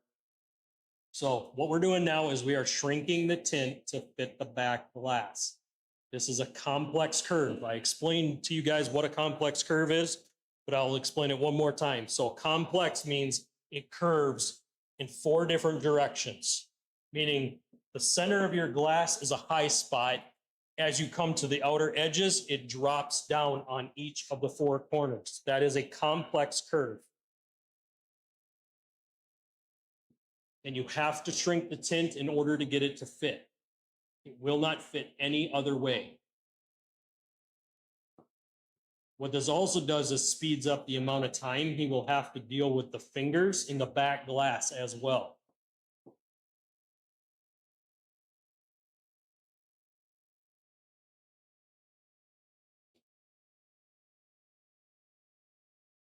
We still got some fingers to deal with on the doors. And that's got 35% tint. And then the back glass and the back quarter glass are 20%. So we're doing 20% here, 20% here, 20% on the side where he's standing. And then our doors went 35.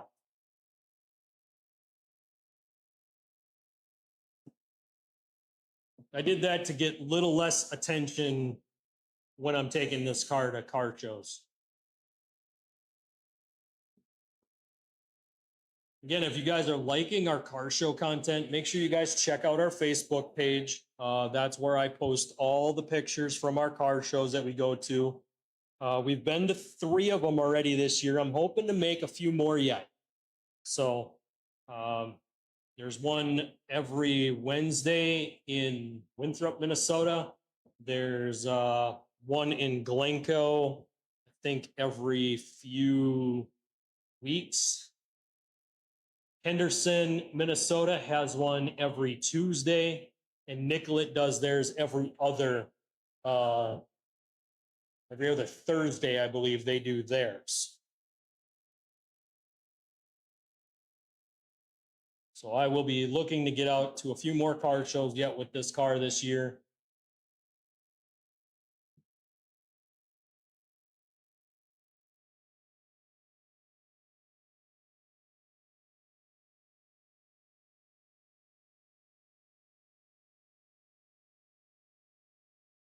We had one in here asking, hello, what is the name of this car? I love it, but never knew the name of it. Yep, our mod just got it. It is a Pontiac GTO 04, guys. So the 04 had a single exhaust out the rear driver's side. That is an 04. 05, 06 had dual outlets, passenger and driver. So this is an 04, and the reason I went with 04 is it gave me the best of both worlds. I did not want the 05, 06 because they have electronic throttle. This has a cable. There was something that came up on the dyno that we do need to correct with this car, and we would be over 300 horsepower to the ground. But I'll explain that later.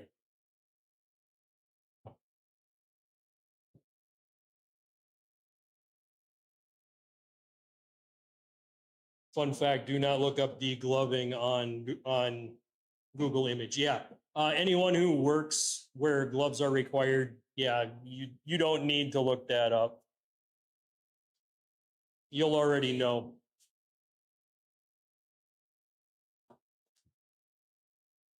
So what he's doing is he's shrinking it, guys. I'm gonna back you guys up here. We're getting some weird camera because of the lighting. I might have to flop a spotlight here just to kind of light this up a bit.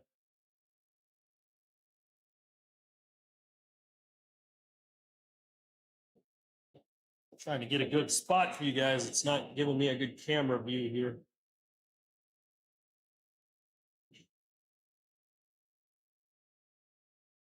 Yeah, our camera is getting pretty warm. Hopefully it decides to act right here shortly. It's going to be an upgrade for the future, guys. We need a better live streaming cam that can handle going longer.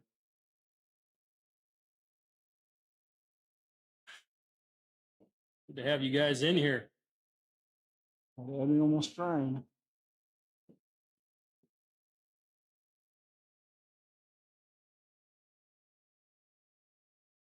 How's it looking? Good. Performing really good. Oh yeah.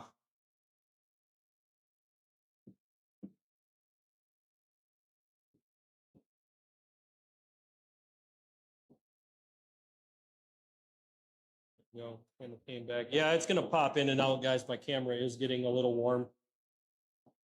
So hopefully it starts acting up here, or stops acting up, I should say. Trying to put my hand on the back of it, kind of cool it down for you guys.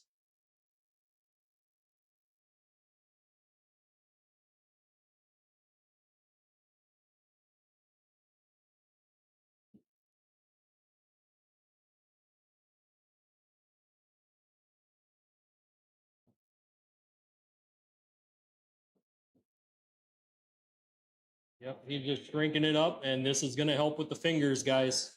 The fingers are what we don't want. So by him doing this, it's actually going to help us get those fingers out of there. And it'll make it a lot quicker to install that back glass.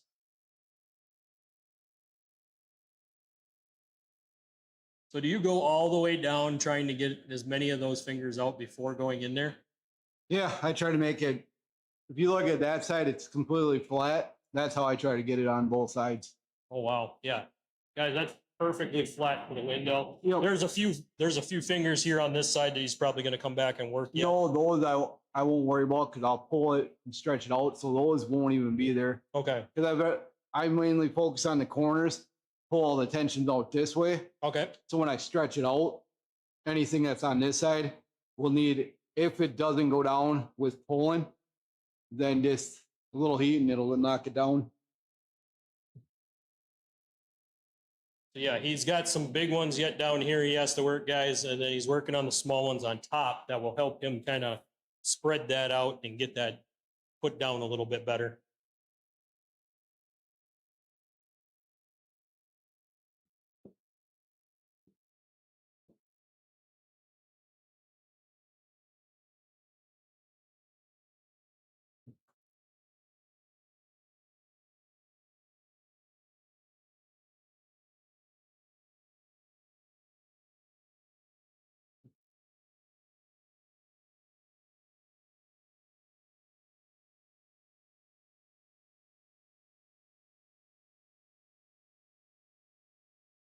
Okay, hopefully that'll be a little bit better there for you guys on the camera side. I played around with a setting to get that changed over, so hopefully that'll be better now.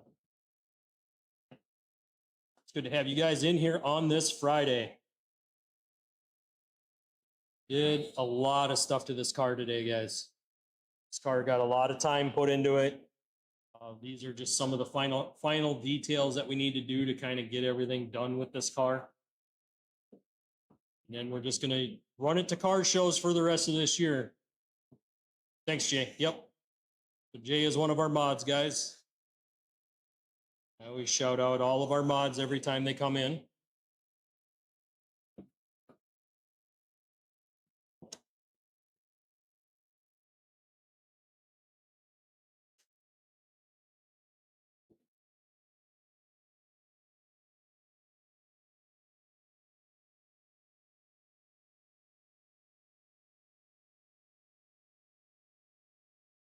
Yeah, it's not flickering and dark like it was, Jay. I think that's much better.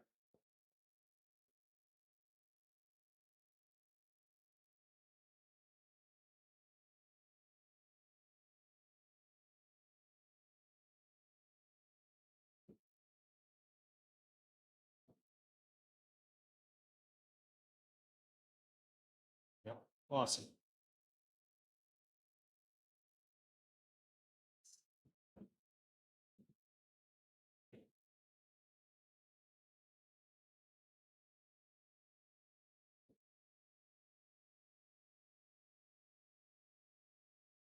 But little by little, he's just working the tint, trying to get it to conform to the back glass as much as possible.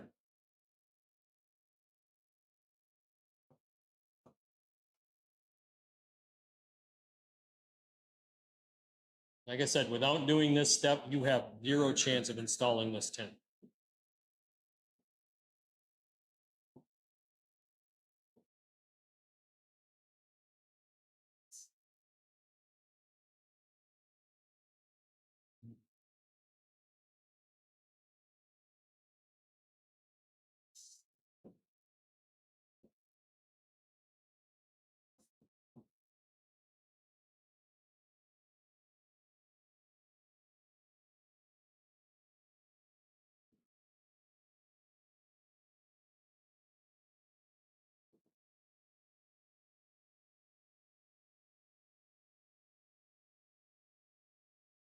Yep, guys, we brought in Sullivan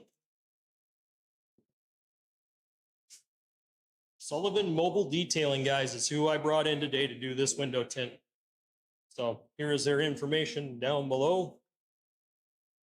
You guys are in the Minnesota area, hit them up. And he'll get you all taken care of. Of course, it won't focus now because I turned off the autofocus. But their information will be linked down below, guys.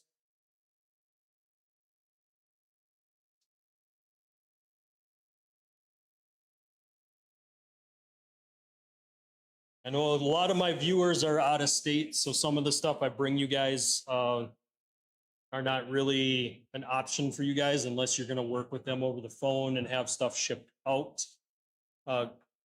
Speaking of that, will you do pre-cut window tint and sell it out to people if they choose to do it on their own?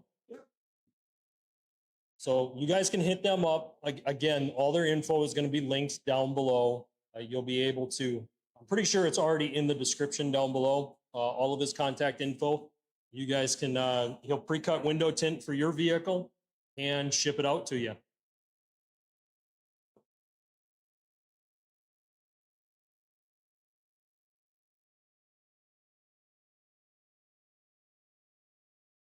Remember, if you're going to do anything that has those complex curves, make sure you guys are doing what he's doing there.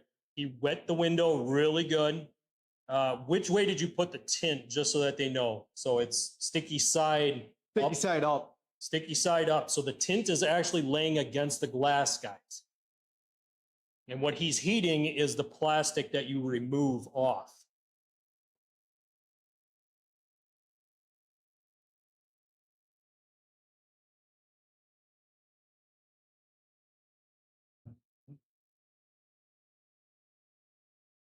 What you guys are seeing him do is shrink that last little corner there.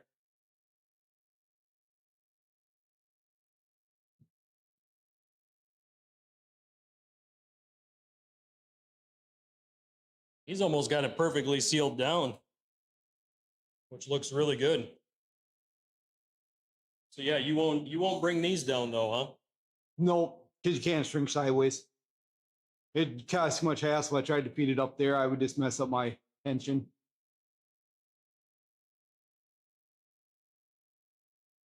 Now, there's a new tint that's coming out that you can do it that way, but they only have it in like a purple tint. Oh, colored tint type deal. Yeah. Yep. And then they got the same company that's got that, they got it to where you can do it with no shrink. You just cut it right to the window. Yep. And you stretch it as much as you can. Start tacking it down, and it stays that way. Oh wow. And if you get a crease in it, you can take and add a little hot water to it. Yep. And take it right out. Wow.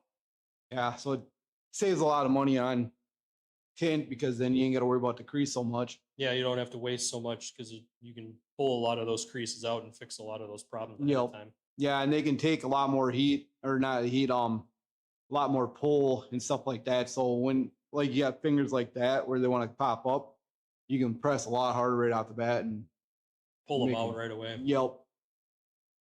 And you use mostly like a gel to it, so it won't actually, it'll pull all the dirt and debris up that if you didn't even clean the window, it just pull it all down. Oh, and you won't have nothing in it.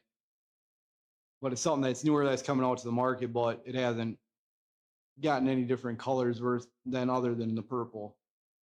As soon as they start going to just a normal straight tint, you'll be probably looking into that. Yep. Just to save yourself some time and money on material. Yep. Yeah, because one of those boxes alone are almost $300. Yep.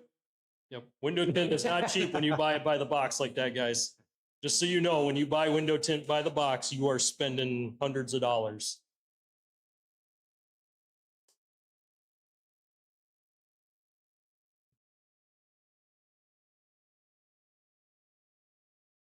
So you still have to work around all the doors and windows, make sure that everything's good. But we're working on the back glass now to shrink it up before we peel it and then put it up on the inside. Do you cut out for the third brake light or do you not? I did. The pattern that I saw on it did not even show that it had third brake light. Yep. No, on this one, it's fine because I do have a light spoiler. So normally I'll look to see if there's actually a third brake light. If there is, I'll cut that out. Okay. And that way it forms right up to it and you can actually still see it versus not see it. Yeah, this one we don't need to see it because we have a third brake light in the spoiler, guys. So the GTOs will have a third brake light in the window and usually on the spoiler. So usually the one that's on the back window there, I don't get too concerned about that one. I do keep it working. If the bulbs go out, I do fix those bulbs, but for the most part, I don't really sweat the details on that. Well, even at 20% with this, you'll still see quite a bit of the light. Yeah, you'll still see it. If you went to a 5 or even a 2.5, you wouldn't see that light. Then it would be completely gone. Yep. And I did not want to do 2.5 or 5 or even 10. I don't want it that dark. I want it dark enough that it's hard enough for somebody to see in the back seat, but I don't want it to be where I'm going to be messed with every time I drive the car. Right. All right. And when it gets that dark, it gets hard for the cop to see through, and he's more likely to pull you over for that.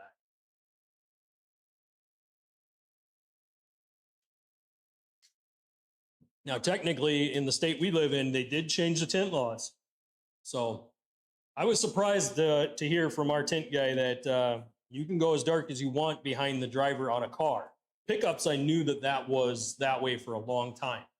So trucks, for the longest time, you did not have to worry about anything behind the driver. But he's telling me that now the cars are the same way. Yeah, I just want to go limo tint.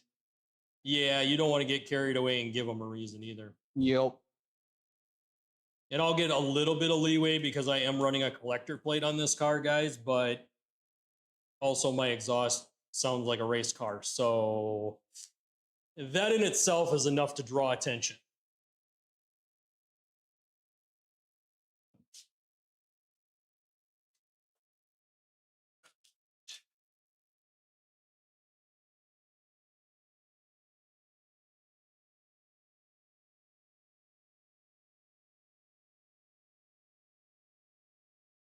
You actually have to trim your squeegee, huh? I'm adding Teflon to it so it doesn't scratch the tint. Because it's a bare plastic on the back. Oh, So okay. I ran too hard on it. I had run the risk of scratching the tint or tearing it. So guys, the tint that we are using has a lifetime warranty on it. So if this stuff starts to bubble, crack, peel, if it just fails for any reason, he comes back out, he fixes it, and the company that he got the tint from has to eat the cost of what it costs to replace it. This is another reason why you don't want to do this with Walmart tint, guys. Stay away from the Walmart tint. Just don't do it. I know it's tempting. I know it's cheap, but will not yield the same results. Nope. And this gives you about 98% heat rejection on it. So remember how I said I don't want that car getting hot in the interior? This will help prevent that when I'm sitting at a car show. Now, if I roll down my windows, it's going to come in when I roll down the windows. But when I leave all windows up and it's sealed sitting in a parking lot somewhere, I won't have that issue. So if we were at a tight car show where we couldn't open the windows and people couldn't walk around the car, I could leave all the windows closed and this car would still stay cool in the interior.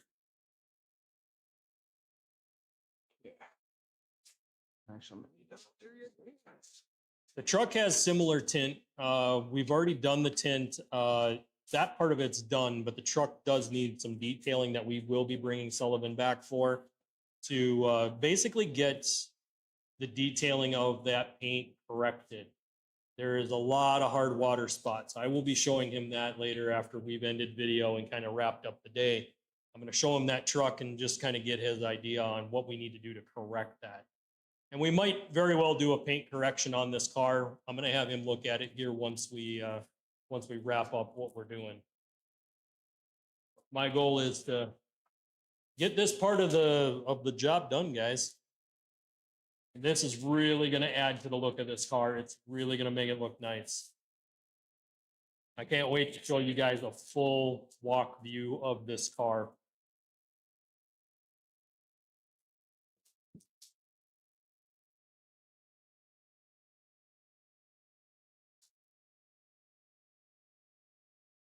Are you trying to remove the plastic or? no, Okay. I'm going to do a reverse roll. So I'll make it into a tiny little roll about that big. I'm just getting it wet, so when I go put it in there, it's not sticky. So what he's trying to do, guys, is protect the glue. And he's doing what they call a reverse roll on the tint. He basically rolls it up backwards and rolls it tight. The reason he's pulling the clear back right now and spraying it is so that he can walk the clear off of it as he rolls it onto the window.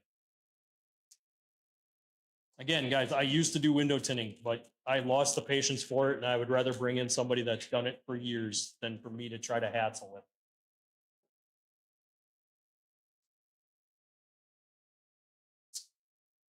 especially on complex curves. I was never very good with the complex curves. And a lot of it was I just didn't take the time to learn the skill, guys. This takes time.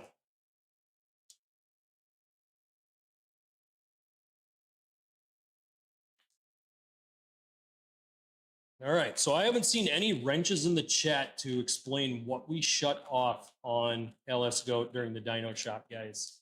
So I'm saving that one until I see wrenches in the chat, guys. If I don't see them, I will not even cover it at the end. I'm only going to cover what we did on the dyno. I'm not going to cover what we turned off.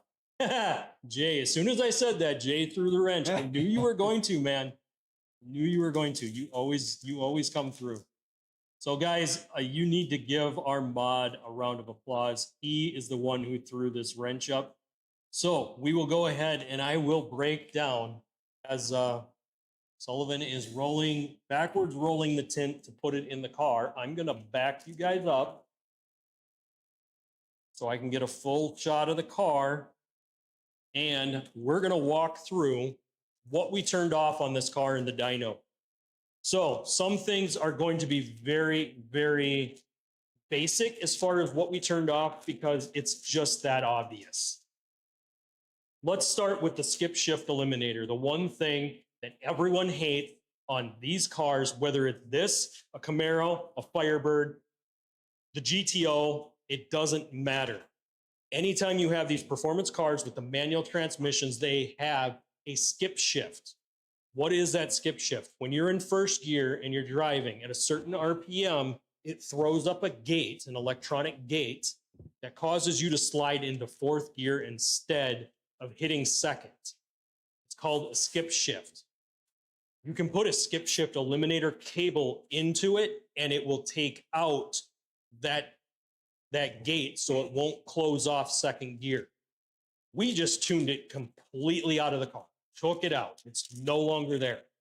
So the hardware is there, the wire is there, but the computer will no longer do that feature.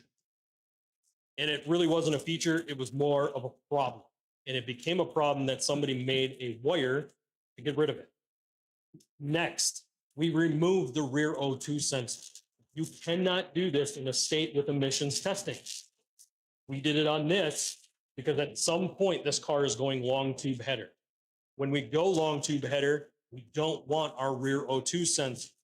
The rear O2 sensors only tell you if the catalytic converters are good. All they do. It just tells you if the cats are in good shape. If the cats get to be where they're no longer in good shape, it will throw the check engine light. It's the only feature that the rear O2 sensors have. The engine uses the front O2 sensors to adjust fuel, timing, everything else. No. Those have to remain. You cannot pull the front O2 sensors. Usually those are located up higher by the exhaust manifold. So no rear O2s in this car. The one thing that we struggled with on this dyno run, guys, is we struggled with the timing. This car kept wanting to pull timing out no matter what we did to it. Even though we set the timing for 26 degrees of timing, which is a strong timing for a street car, is 26 degrees. It wanted to constantly derate it down to 22, meaning it was pulling timing out no matter what we did. We then turned off the knock sensors. By turning off the knock sensors, it should have fixed that and allowed us to get that 26 degrees of timing. But what happened was they were still partially working somehow, even though they were turned off. When we unplugged them, it actually got 25 degrees of timing when we were trying to command 26. So 1 degree of timing off, which is right where we wanted to be in the first place. But we needed to unhook and actually turn off the check engine light for the knock sensors. What that tells me, though, I can't run bad fuel in this car. I need to run consistently good fuel, good grade, and the same grade of fuel every single time so I don't have knock. Because now, if it knocks, I could wreck the engine. I don't have knock sensors to save the engine if this thing starts to knock with bad fuel in it. So that was one thing we had to turn off. And with those components turned off, it gave us really a bigger picture of what we were looking at with this car. It really helped us dial in the fuel, the torque management, and the timing. Those three things really woke this car up and gave it the ability to really push itself to the max of what I can do with it and in its current state. We have a lot more to do with this car. There's a lot more we can do with this car. But these were the things we had to turn off. And in order to get this car running at optimal, it's what we had to do, guys. So I hope that kind of broke down what we turned off. We turned off a lot of stuff. Skip shift eliminator, rear O2s, and the knock sensors. That is a huge, huge amount of stuff we had to remove. We're also running a little bit of a risk, guys, because turning off the knock sensors means we could potentially have a detonation issue if we don't watch what we're doing. Trying to bring you guys in a little closer so you can see them work out those bubbles. It might be a little hard from this angle, guys, so we might not be able to get in there as much as I'd like. Running out of cord, and I don't have another wall plug in, so.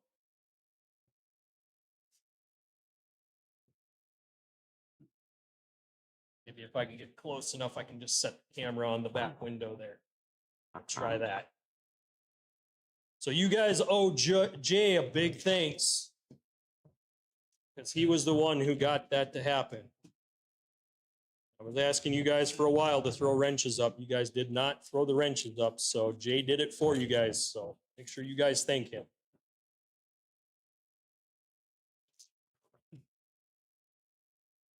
What I'm trying to do is get this in here so you guys can watch him take those bubbles out.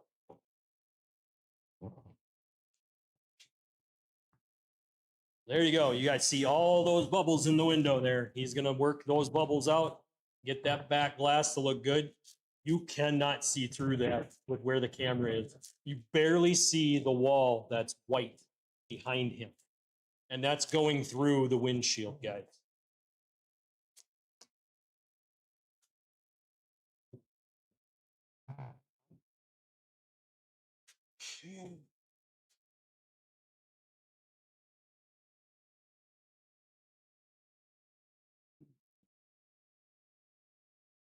And I'll give you guys a breakdown at the end of what the dyno results yielded. We'll give you a final walk around once the tint is all sealed down. This will kind of lock everything in for you guys and let you guys kind of know where we stand. We are going to torture test this car now for the next few months.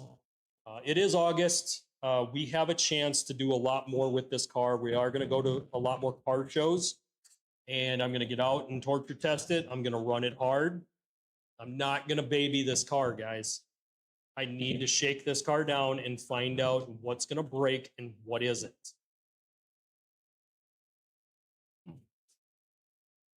Now, I don't want to intentionally push it to where I do break the car. That is not my goal. But my goal is to find out what is weak and what isn't, what needs to be upgraded. And I cannot have upgrades coming from the driveline. So I do not want to break my driveline, but I know that though there is some weak points in the CV shafts, in the drive shaft. This has the rubber mounted drive shaft, so I do lose some torque through that rubber mounted drive shaft. But we're not going to change that until I buy a new drive shaft for this car. And I can't do that until we've done the suspension, so I know how much deflection I have in my driveline. Because if I have the wrong deflection, I can actually wreck my differential or wreck the bearings in the back of the transmission. What you guys are seeing, he's using that long scraper now to get in there and kind of work that down and wiggle that stuff out. So we'll have some fingers there that you guys see that are coming up that he's gonna have to take care of there. Passenger side has some pretty good fingers hiding.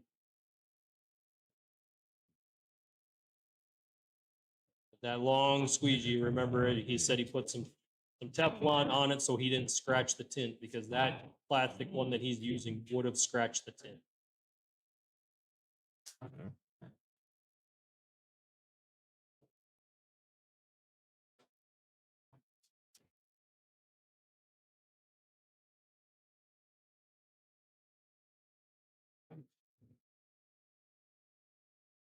Stepping out to kind of take a look at it and see kind of where he's at, what he needs to adjust.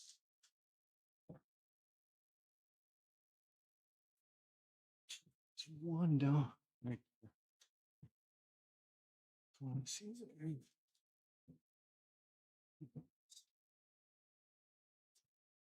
only showing one viewer at this point. Jay, are you still in here?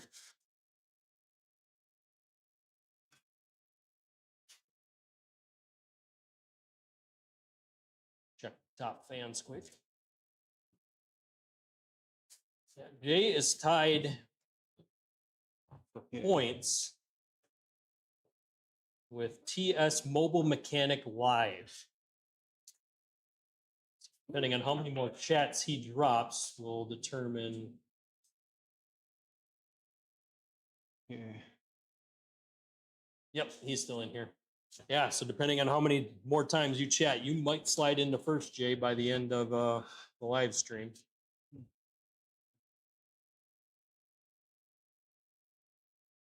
I know TS Mobile Mechanic has left the stream, so I know he's not in here anymore.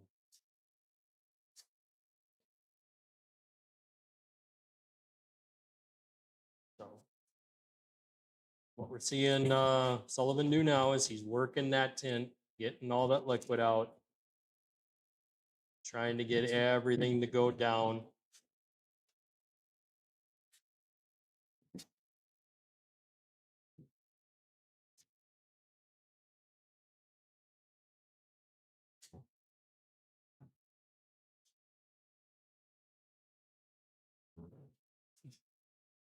He still has some stuff up at the top to work out, and I think he wants to get that bottom set before he starts working his way up. Okay? That's what he's working. There's still any on that backside there, down by the third brake light? What was that? There's still any down by that third brake light? Oh. Yes, there is, right here where my finger is. Okay, and then there's some right here. A little finger right there. What I'm doing, guys, is because he can't see through there, I'm highlighting where the spots are for him, so he can look through and see where my finger is, where there's stuff that's coming up. And then you got quite a bit of liquid here. One spot right there must be the corner of the third brake light in the plastic. But other than that, we've got one over on this corner here. Yeah, that one keeps coming.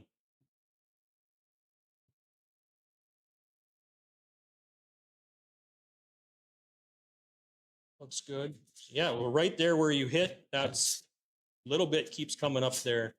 Oh, hold on. We got her. Oh, right there.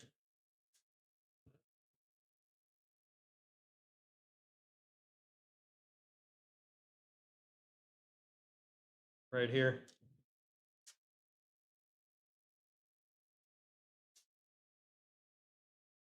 Yeah, that corner itself is peeling up.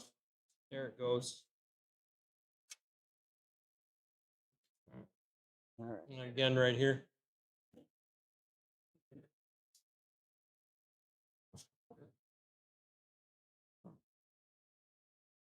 It's hard to tell with the water on the bottom. Yeah, you might have to let that sit for a little bit, but it looks really good. It does not look like there's a whole lot there that would be a problem.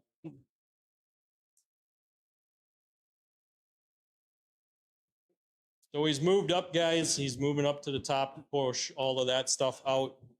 There will be a few along the side that he'll need to work on, but Right now, he's just working it up, trying to get those out. This is what shrinking does, guys. As you shrink this, it makes it a lot easier to squeegee this stuff out. Like I said, you would have never got this on there if you would have not have pre-shrunk it. That complex curve would not have allowed you to get it on. It would have creased or it would have crinkled at some point because they would have been too big. And you can't shrink them when you're on the inside. You'll cook the tint before you'll shrink it if you're trying to do it that way. Ouch.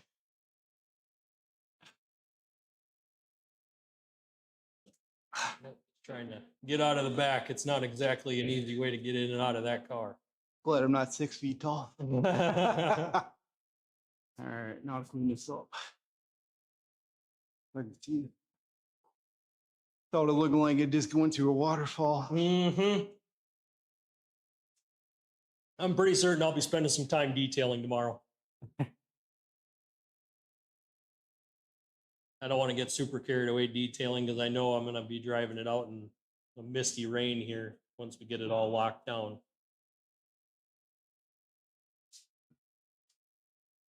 All right.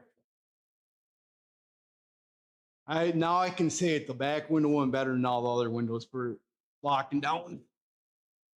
I was gonna say it beforehand, but I wasn't jinxing myself. Yep. After the luck we've had, guys, trust me, we've been fighting the tint sticking in weird ways that we just, not even I seen tint stick like that. Usually you wet it and the tint slides all over the place and you have a harder time getting the fingers out because there's so much liquid and it just slides so easily. This, for whatever reason, that tint just stuck so hard. Yeah, there ain't no fingers down at the bottom. This is my side that I knew I'd have.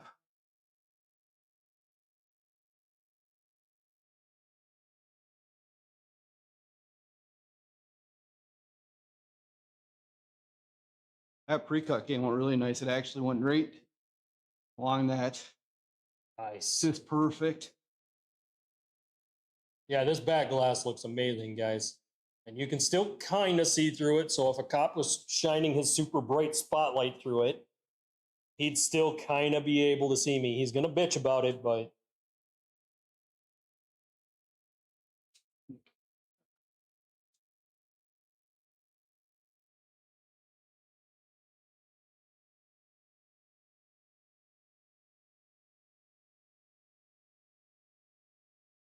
in fact, while he's doing that, I'm going to probably do some exterior quick cleaning just to kind of clean up what kind of mess we made from tinting. So you guys do know that when you window tint, you're using a lot of the chemical stuff to let the tint slide around. And you'll spray it not only on the inside of the glass, but also the outside because you're using it to hold tight.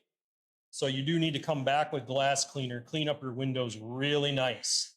So the cleaner you can get them, the more you can see if there's anything you missed. So actually what I'm doing is going to help him here in a little bit. When he comes back to do any of the final touch-ups, he'll be able to clearly see through. I do not want to do anything on the inside. I'm going to let him do anything that he wants to do on the inside for cleaning after he's got everything finally, final touches. There are a few fingers hiding that he'll have to do some final touches on, but I'll wait for him to do final clean and then say it's good. And guys, I won't touch the windows for probably 3 to 4 days. I'm just going to let it sit. You know, your rear defrosts have less of a gap than, or less thick than what your dot matrix is. Yep. I'm surprised how thin these are. On the back? Yeah. Huh. Yeah, go figure. The rest of the car is a complete disaster for dot matrix, but the back window is nice. Yeah, that's weird. I've never had it like that before. Out of all the cars I've done. Even your defrost lines, I can just nicely heat it up and push it down on them. Very rarely do you see that. That's where I'm wondering if you're going to have to hit the rest of the windows around the dot matrix just to lock them down, because wondering if that's just kind of the way these windows are designed, unfortunately. I hate it. I don't like that. Yeah, that's weird. Never seen that before. Starting to wonder if the outside of this car, if they put Rain-X on it, to be honest with you. Normally, right on the defroster lines are at least an inch thick almost that you got knocked down. Oof.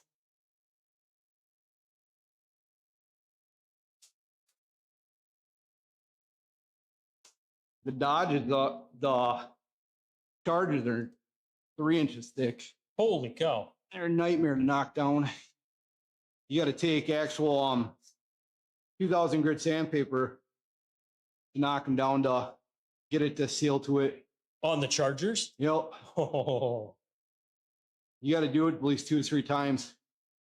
Otherwise, you'll have fingers just, it'll lock down halfway, but then when you go back to it, it'll, you'll get peanuts that'll pop up after about a month or so. Even if you lock it down as tight as you possibly can.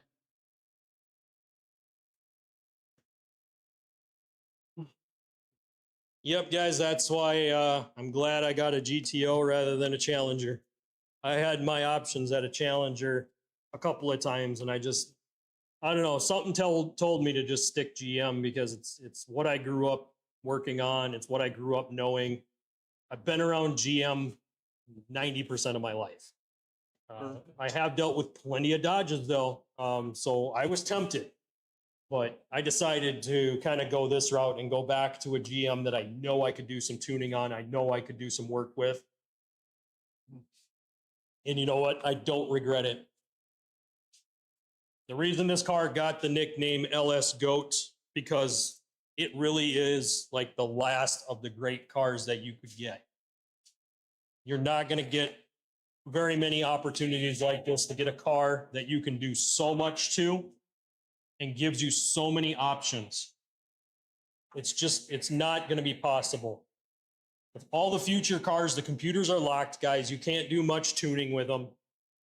They're very restrictive. The newer cars are not the way to go.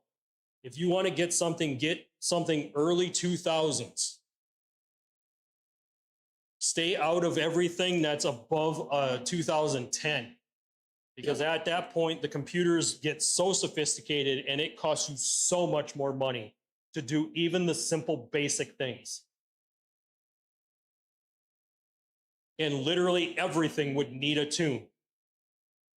You put a cold air intake on a newer vehicle, you will need to tune it.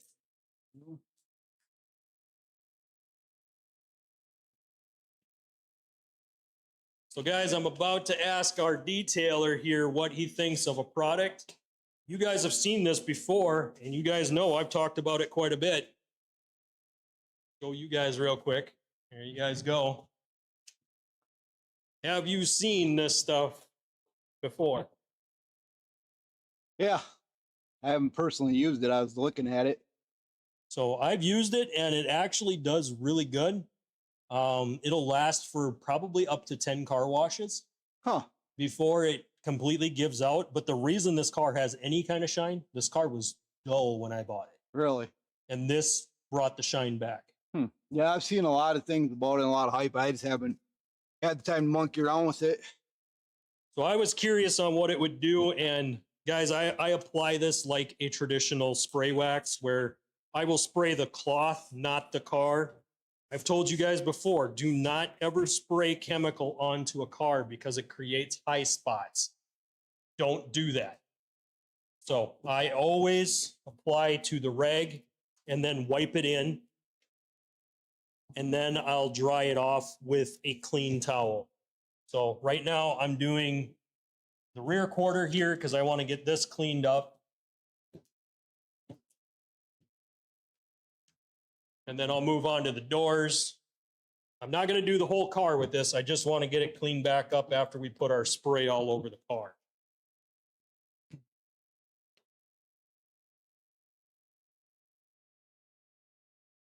And I did just put a good coat on here before it went to dyno, but like I said, we sprayed that stuff. We got it kind of all over the car. So now I'm just kind of doing a quick touch up.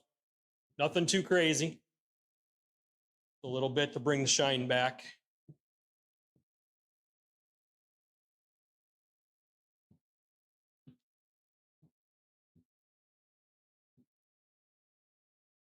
I'll save the door and I'll show you guys what this stuff does on the door, on the driver's door.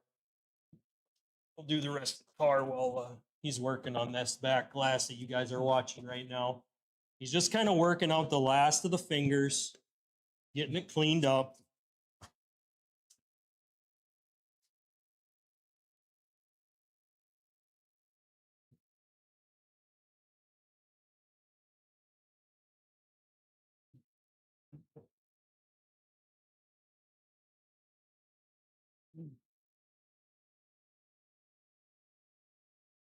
See why a lot of people are friends with glass guys for windows like this.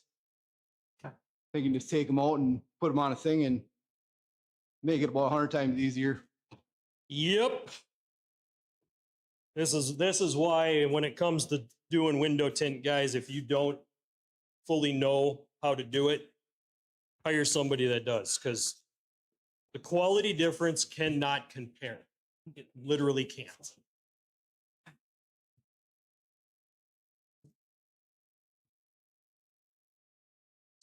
Just touching up some of the panels here. So guys, we're using Maxel 1 to clean up our car, clean up all of the residue from doing the tint, any residue that I picked up when I went to the dyno, basically cleaning up the car.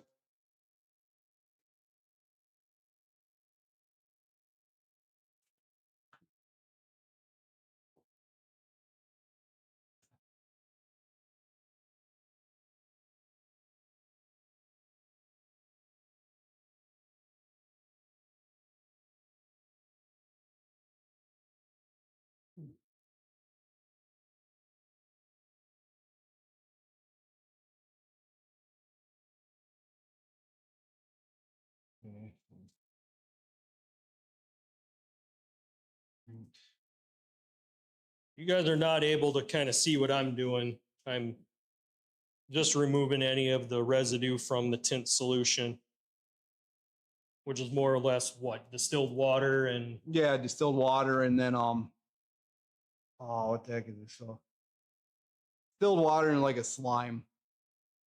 That's tell it's more of kind of what's in some of these like optimal rinse stuff like that, that type of material, those type of chemicals. Got chemicals like that where it's not harmful to the vehicle. Just leaves that smudgy little mess until you wipe it down. Yep. So I'm using the Maxel 1 to wipe the vehicle down, get it back cleaned up. So I'm doing kind of some prep work that he would do to other customers' vehicles. I'm just doing it myself because I'm using stuff that I have. Where is the thing? I brought it in here. Must be.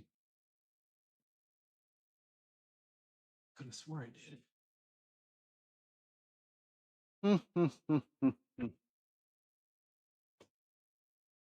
So the dot matrix are looking good on this one, huh? Oh yeah. That's where that's at. Got the spot my fingers can't reach.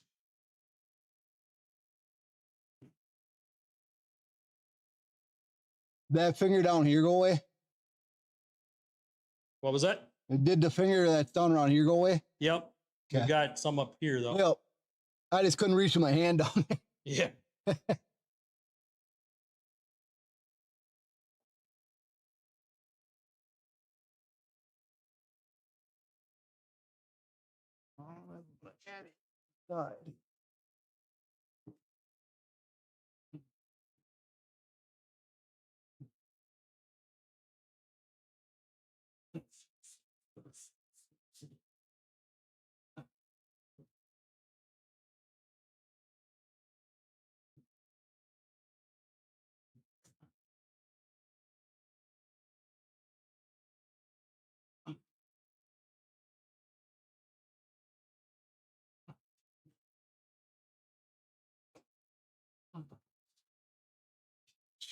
much. So guys, I'm holding off doing that rear quarter because he's still working back there, trying to give him time to do that before I do the rear quarter on the passenger side. Important thing is to get these fingers out because, yeah, when he leaves, I'm going to let it sit for about 3 days, and we're hoping not to see anything that would be a mess. Like I said, I've done some tinting and I've had fingers come up later on, and it's frustrating. So he's going to make sure we're all good on that. I had that happen when I first started. You heat it down and then send it out the door. And when I was practicing, I'd go out to my own vehicle the next day and Oh, magically appeared. And you're like, what the heck?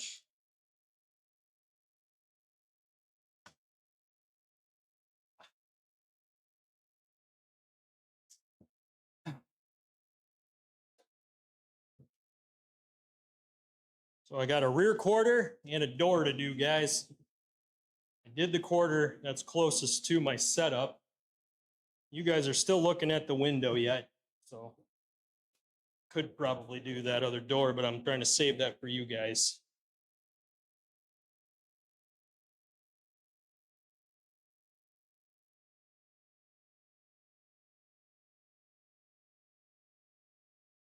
That's in the dot matrix. It's good to have you guys in here on this Friday. Make sure you guys are hitting the like button, hit the subscribe button, ring the notification bell so you guys get notified when we go live.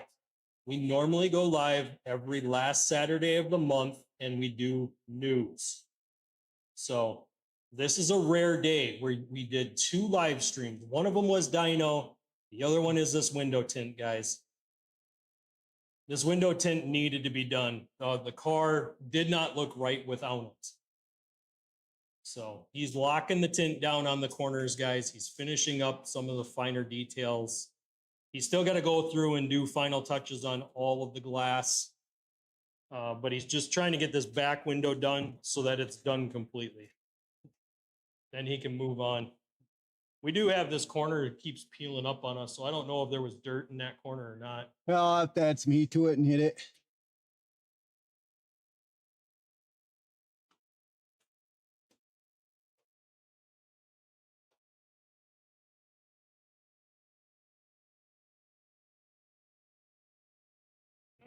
Go to this side and look. Whoops. It's trying to let me have a bracelet. Oh, yeah.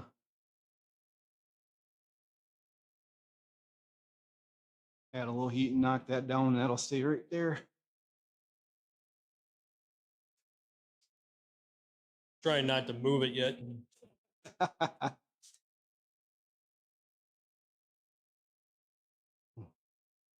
Your bracelet got hooked on something? No, Oh. the The release? yeah, I was trying to act like you wanted to be my bracelet. So we're going to move you guys over here. I'm going to slide you guys back.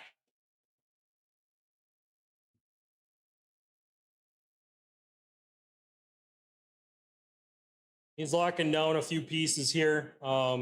We're probably going to finish doing the detailing on this side so you guys can see the Maxwell 1 work. This Maxwell 1 is a great product, guys. I do recommend it for anyone who just needs to get a quick detail in and you don't want to spend hours waxing a vehicle. It does really speed up the amount of time. I can be at a car show and I can clean this car within 15, 20 minutes.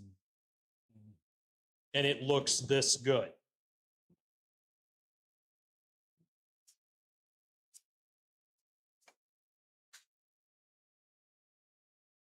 Now, part of me shouldn't get super carried away because, like I said, it's kind of drizzling outside. And once we're done, I am going to take this car and go drive it and enjoy it.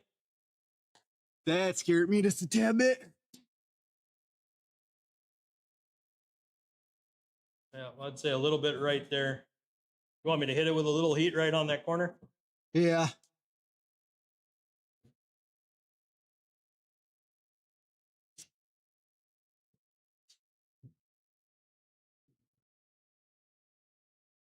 That should be good.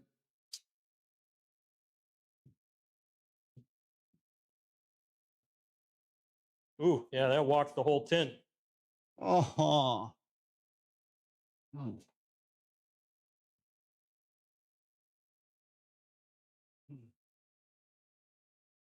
Oh, that just bit me in the butt.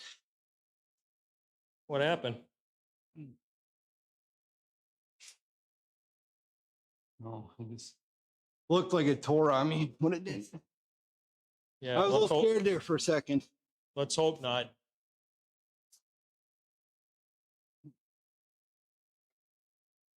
Yeah, it did. Got too hot and tore. Yeah. Yeah. Yep. I see your finger. Mm.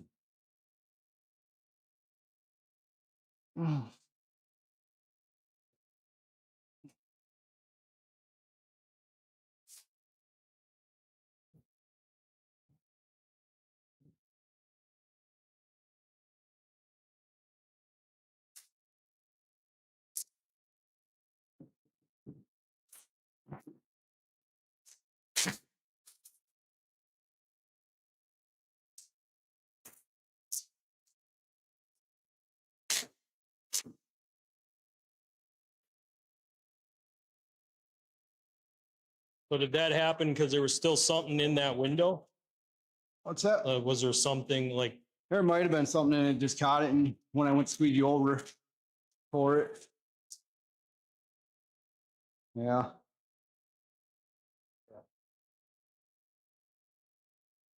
Or we're gonna use this for the template? Yeah.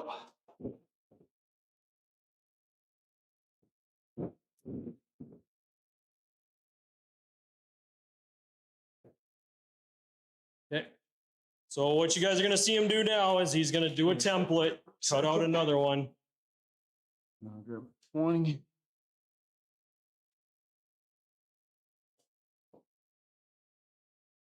So what we think happened, guys, is that there was a little bit of debris or there's some kind of liquid in that corner that wasn't allowing the tint to stick. So when he goes in and re-cleans the window, he's gonna have to try to get into that corner really good and get that cleaned out because the corner is what failed us here.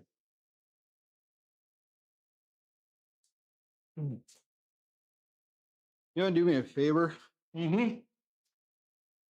Gonna run the scissors across the bottom of this. Run across the bottom of the box. Yeah, the bottom.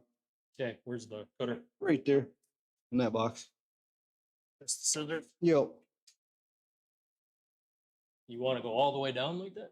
Yeah. I got some junk edges on this side. I'd rather be long than short. Yeah, I suppose when you're cutting it by hand. All right. Now. Grab it. Yeah.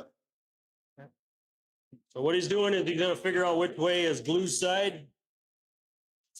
Going to lay that down on the car. And then he's going to put the template on it and cut the template out again. And then he's got to begin the shrinking process all over again, guys. And we got to clean the inside and see if we can get it to actually stick the way it's supposed to. There we go. So I'll hand him the temp. So guys, this happens when you're doing window tint. It sucks. It really does because you can be 90% done and it tears last minute and you have to start over.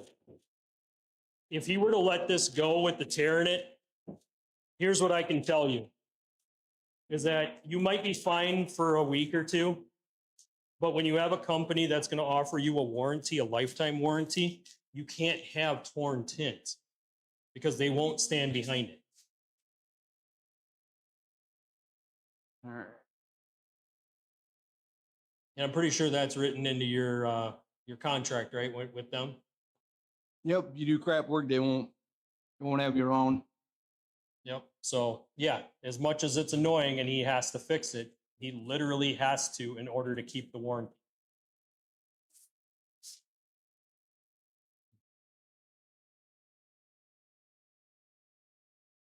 And trust me, we don't want to lose warranty on this kind of material. You pay quite a bit of money to get stuff done right. So you don't want to have something void that warranty. Well, not only that, I just don't want my name Yeah. trashed by doing trash work. Yep. When it comes to business, your name means everything, guys. So quality means everything. And there's even a little bit more added pressure on him because we're recording it. Yeah. But that's fine because it shows that he's not going to leave until the job is done right. And that's what you want, guys. Whenever you deal with somebody that you're working with, make sure that they're going to stick around until that job is completed 100%, no matter what it takes. The last thing you want is somebody who's going to run out on you with a torn tint or not replacing parts that are broken. You want to make sure you're getting the quality that you're paying.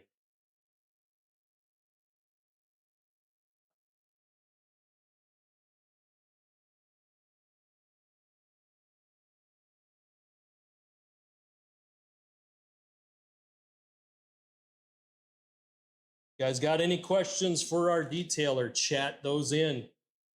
Whether it be on waxes, whether it be on ceramic coatings, whatever you guys got for questions, chat them in. I'll read them out to them, and we'll help him, or he'll help you with your questions and help solve the problems that you're having.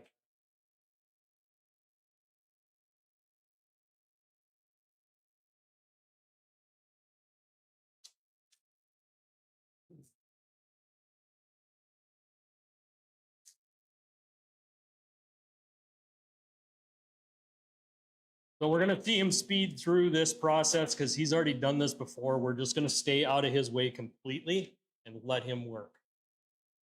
So I've already shown you guys everything you need to see. And we're staying on now to see the completed project.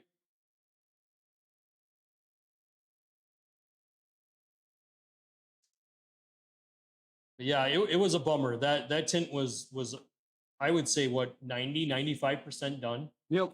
And then it tore on the last little corner that wouldn't stick. And I really do think, guys, that there's something there. Like there's some kind of wax or some kind of something in that corner that wasn't allowing it to stick in the first place. Because I really do think that was our problem.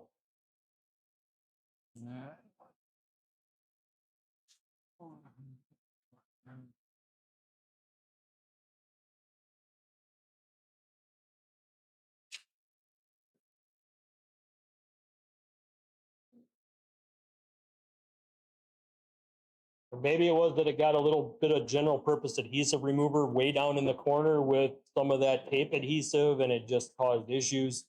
There's many different reasons why that could have happened, but now knowing what we know, we're going to go at it again here, get it fixed.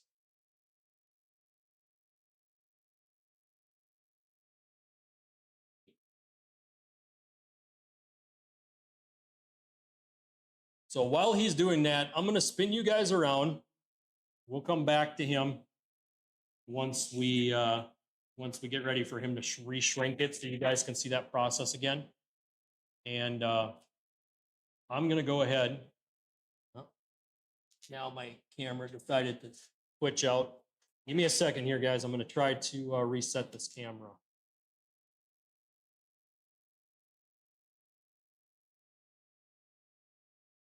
There we go.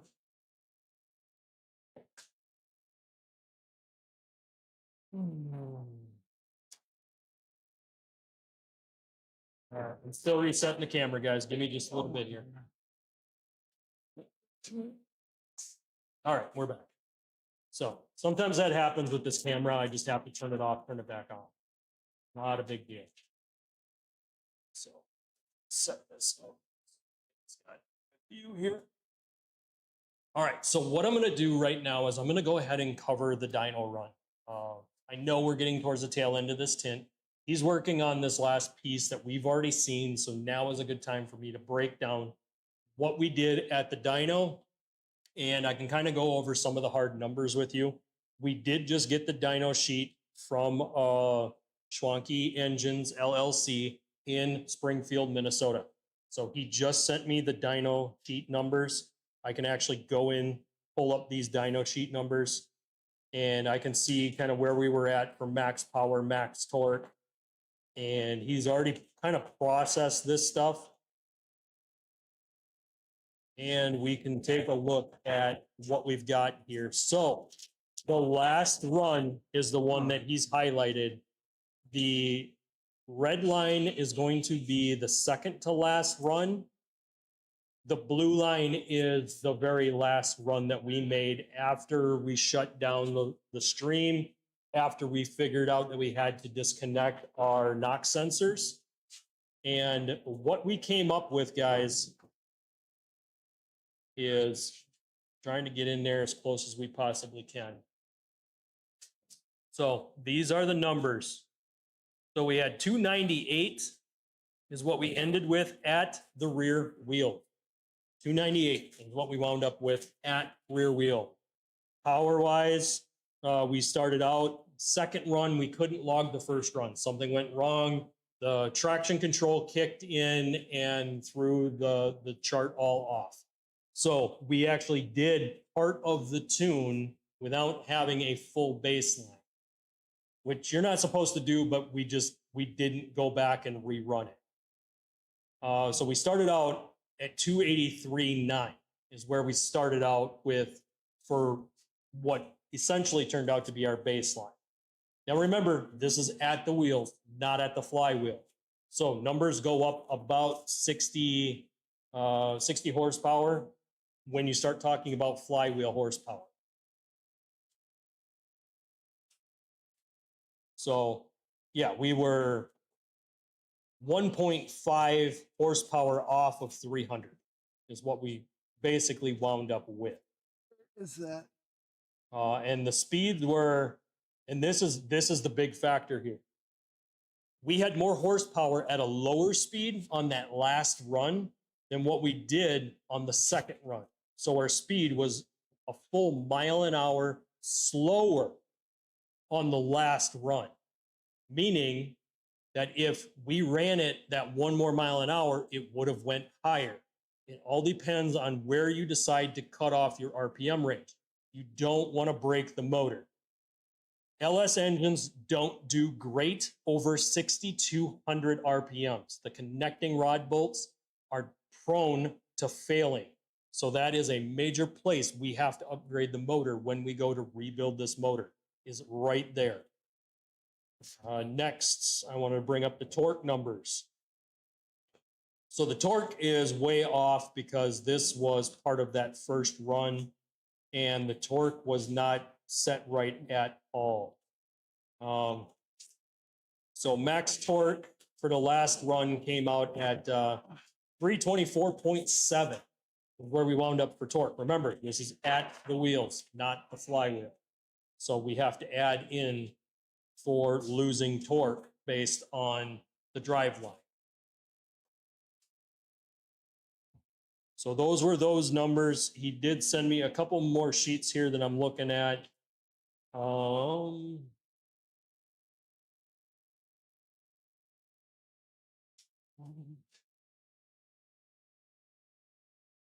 That was the numbers that we just looked at.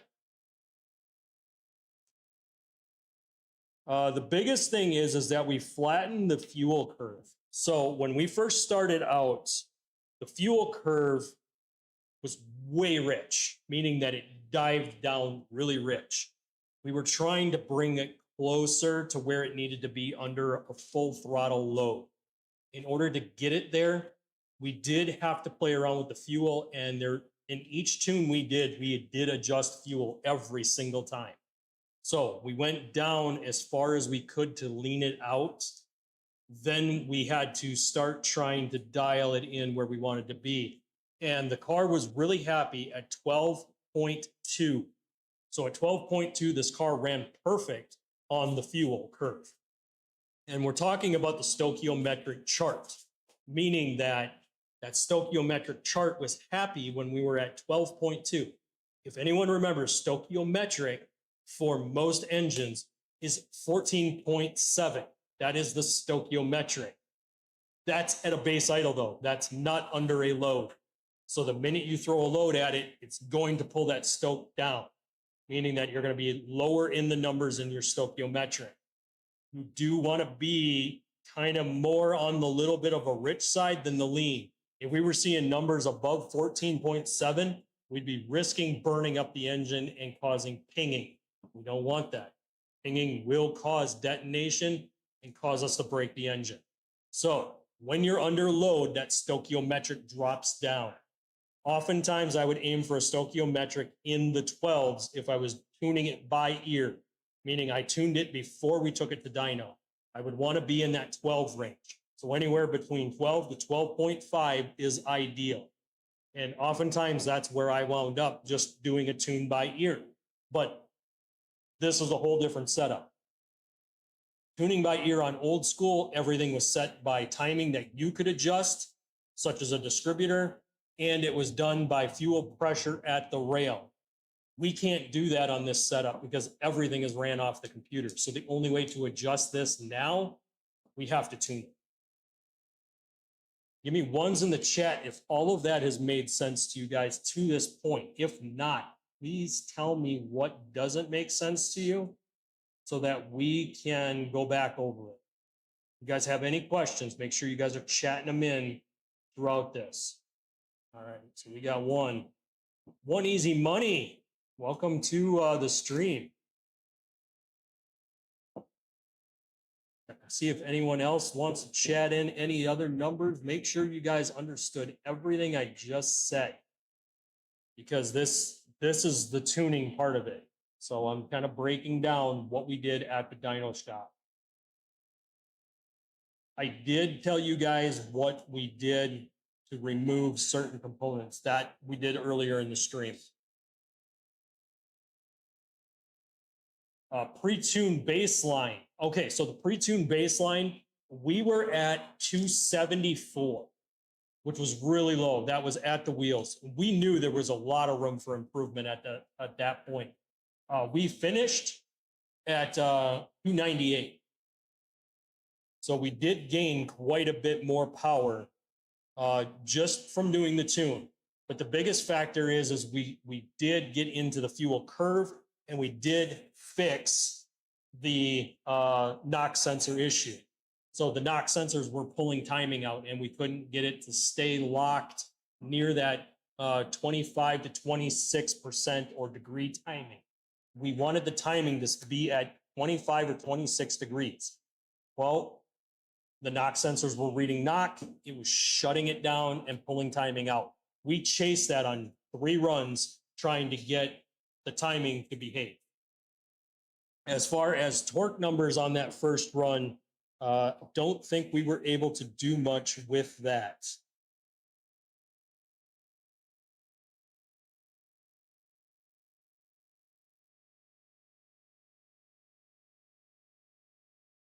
I'm reading something quick here, guys.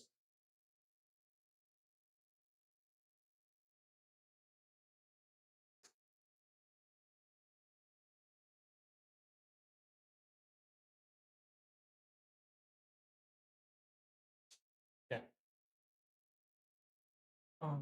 I'll have to handle that. So yes, the pre-tune baseline torque numbers. Now, again, we're not going to have those because our first run messed up. So I have to base it off of the second run torque numbers. And pulling this up now. Second run torque numbers, we were at 312. So we were at 312 on our first tune for torque numbers. We finalized at 324.7. So we did go up a little bit in torque by tuning. The biggest thing is what we turned off, guys. Ultimately, we set this car up for future modifications. By turning off the rear O2 sensors, we can now do long tube headers at any time. We don't need to take it back and tune it. One big failure that we had at the dyno that we could not fix there.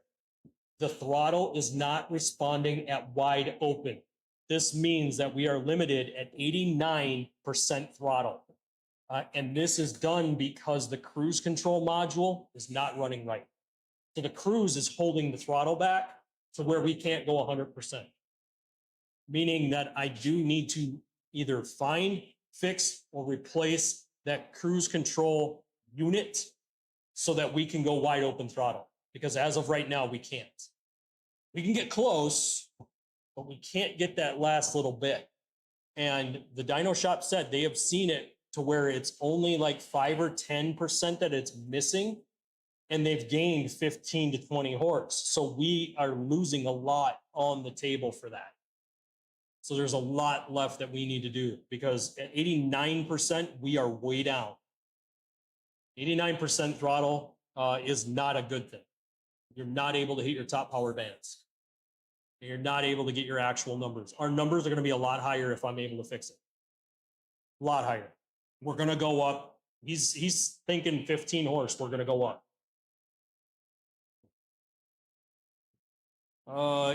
One Easy Money asks, is it a 350? Yes, it is the 5.7 LS1. So this is the last of the LS 5.7s. That's another reason why we did have a talk.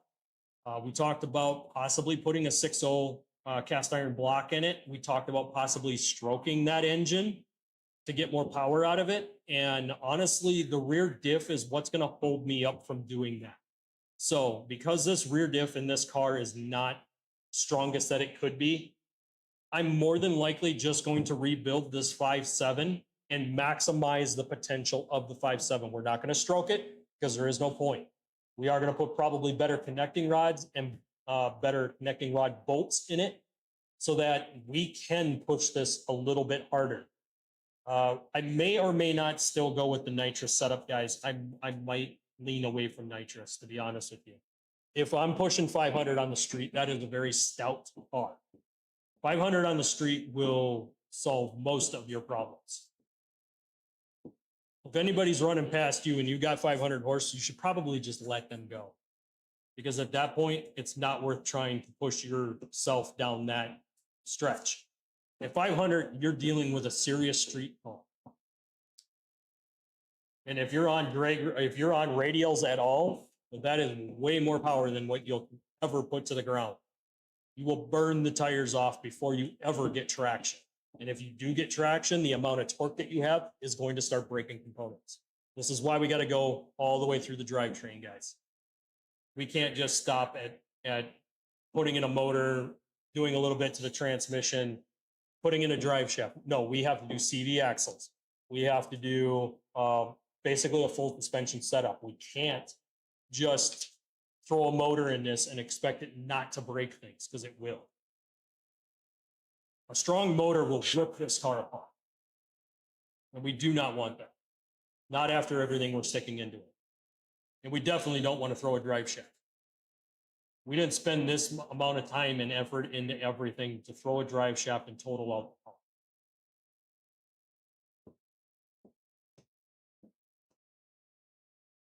So yeah, hopefully that gives you guys all the info that we have currently based on the last dyno run that we did, where it's set up. Again, we turned off the skip shift, so it won't go into skip shift anymore. It won't gate off second gear and cause you to go into fourth. Super annoying on the GM cars. Camaros, Firebirds, GTOs all had it. The skip shift basically blocks off second gear, causes you to go right into fourth, especially when you're trying to shift fast. If you see it and you catch it with your eye and the light came up, you were able to jump and go right up into third, but you needed to catch it. If you didn't catch it and you just slid back, it would automatically pull your hand all the way over into fourth. So that had to go. It caught me 3 times on this car, and I was ticked off every time it did. So I got rid of that real quick.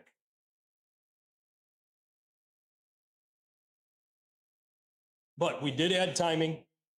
From stock tune, timing was set at 20 degrees, which is very, very lean, meaning that it's not a very aggressive timing curve. Because I'm running 91 octane, non-oxygenated, no ethanol, we knew we could push that timing up. So we bumped it up to 25, but actually we set the computer at 26. It keeps it at about 25, 26 now with the NOx sensors turned on.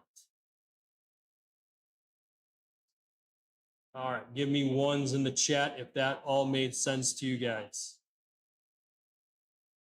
I've literally broken down everything that we did with it on the dyno.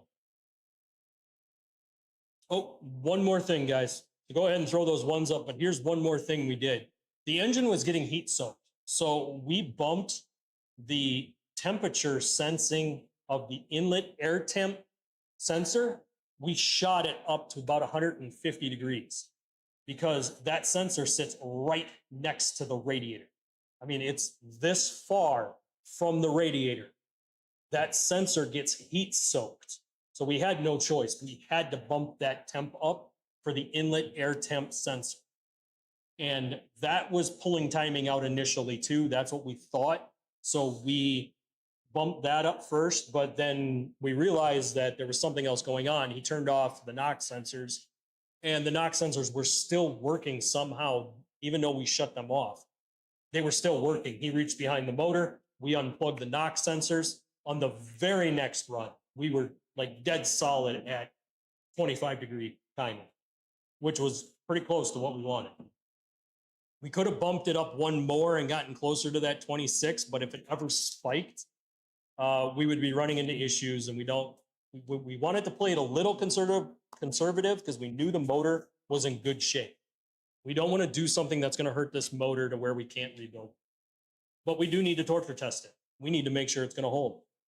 So this was all part of that. So one's in the chat if that all made sense. Our tinting guy is getting ready to re-roll this tint and slide it back in. Did we get that corner cleaned out just in case? Not yet. Not yet. I got to go back in there yet. I just want to prep this. So Okay. when I'm ready to roll it, I can roll it. All right.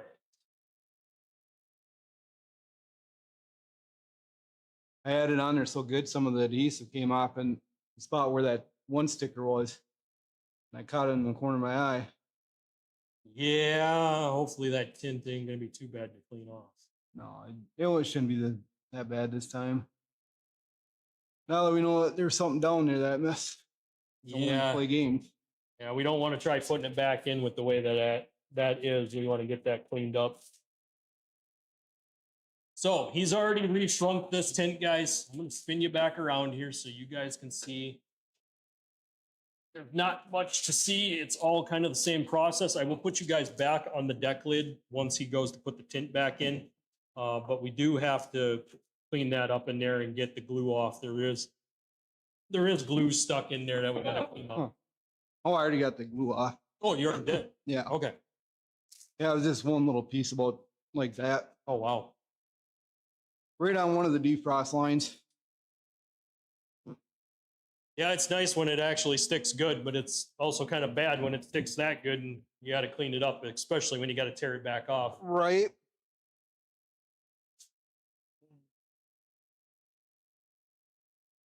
So guys, you might be asking, why did we tear it off? Well, this stuff has a lifetime warranty. This is another reason why you guys go with somebody who knows what they're doing here, because that lifetime warranty cannot be honored if it's not 100% locked in. So it has to be 100% locked into the glass. It cannot have big creases, bubbles, or have problems. If it isn't sealed down, then the warranty is not valid. And then it comes back on the installer to correct.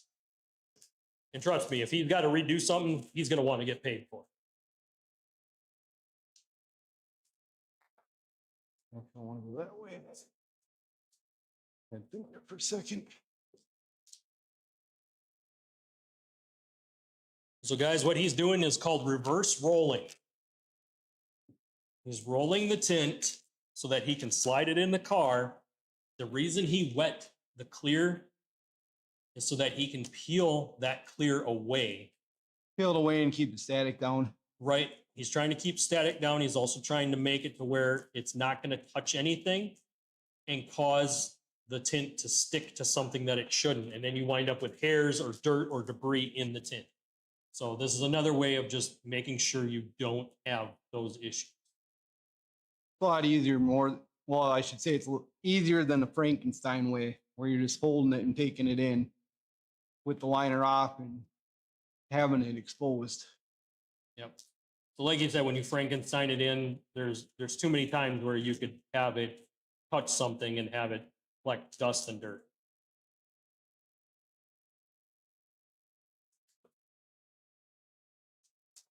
Good to have you guys in here tonight. We are finishing up the window tint on LS Goat. We still have to work all the windows down, touch up the paint, and then we can go ahead and wrap up that screen. But we got to get this last tint in here and get it to actually stick. We had a corner that fought us.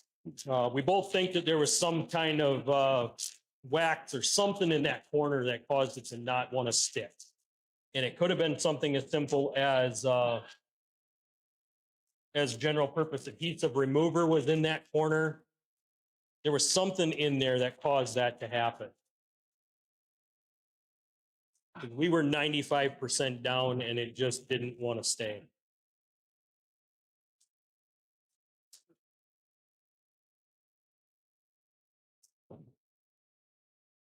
You guys are seeing him reverse roll that into the tint or into the car, trying to get you guys in a spot.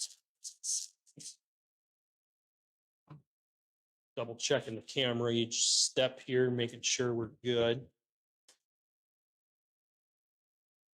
All right, there we go. Now we got it. Camera is glitching on me, guys. I do need to get a new webcam. This webcam works good for the news stuff. It does not work when we're trying to move around and do stuff. There are times this camera just glitches. Hopefully soon we will upgrade this camera to a higher quality one. There. That's much better. So you guys are looking in on him as he's trying to roll this out and get this underneath that third brake light and get it up into place.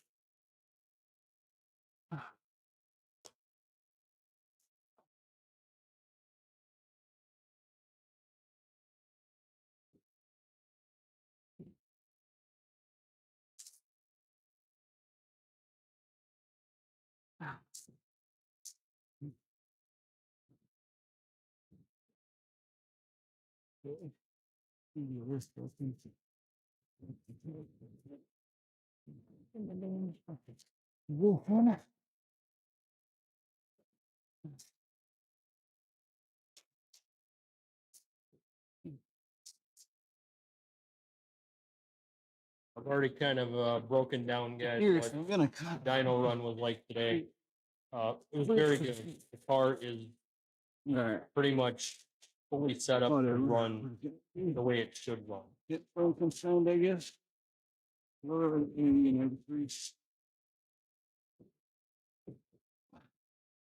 don't want to. I didn't want to.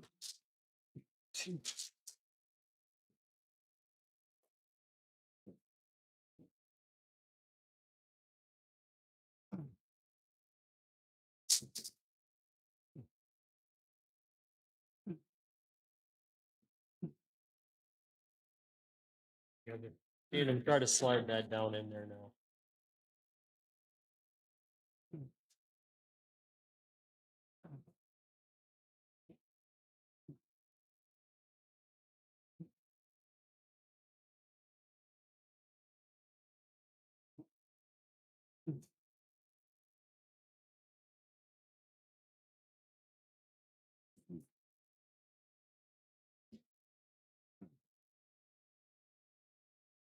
Trying to fish out the bubbles, and then he's going to get that last corner packed up there, and then he can start working it down again.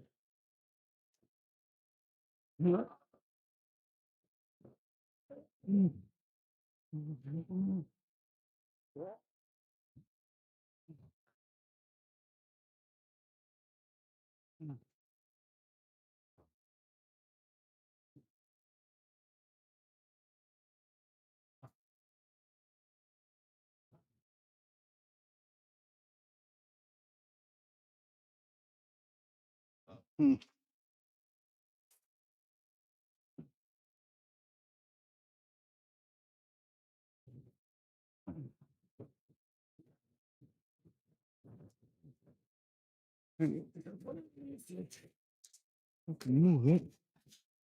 Trying to tuck that corner in for you guys. I don't want to move the webcam because it's glitching, so this will be the best shots that we can get for the distance.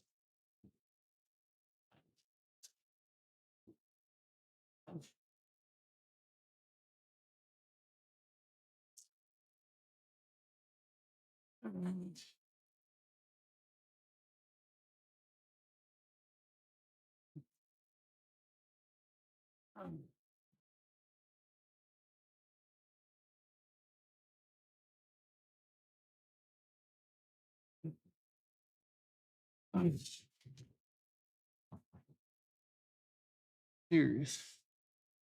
What?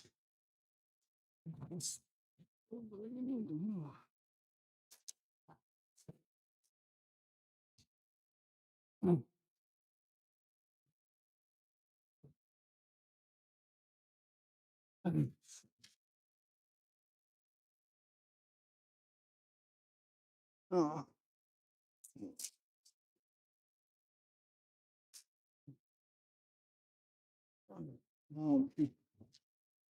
Oh. Gosh. To just.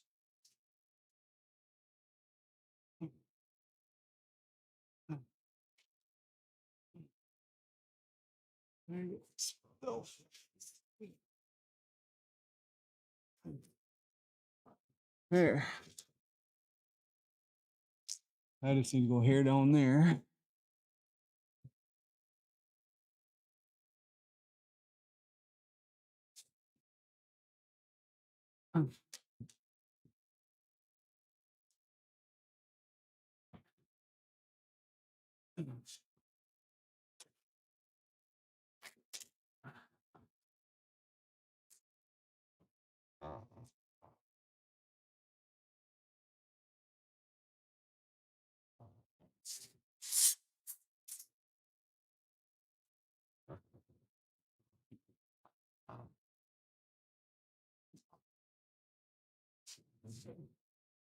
There. There's that.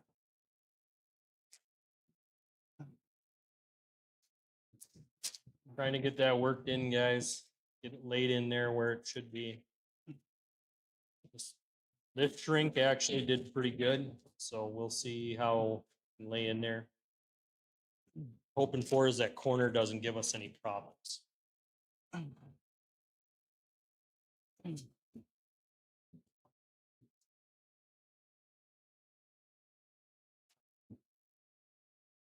All right. Now, where did I put that one? See, there it is.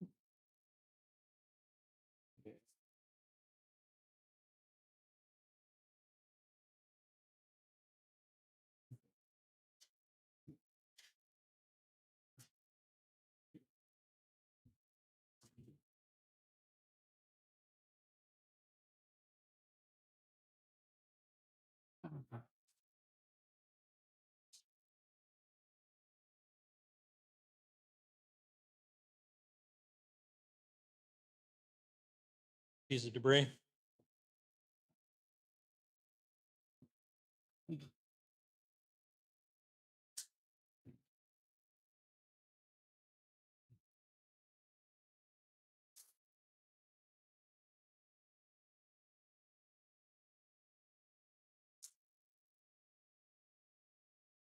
I don't know where that came from.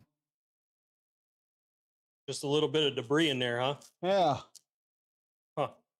Well, I'm glad I didn't fully lock everything down after the bat. Yeah, that would have been bad.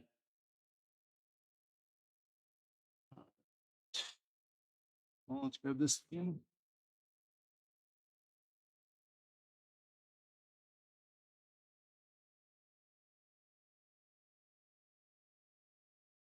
You guys got any questions for our tint guy?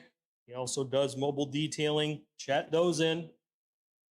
We can read them out, and he can help you with any of your detailing questions, whether it be window tint, whether it be car detailing, ceramic coating. I did just showcase Maxel 1 for you guys, something I use quite regularly.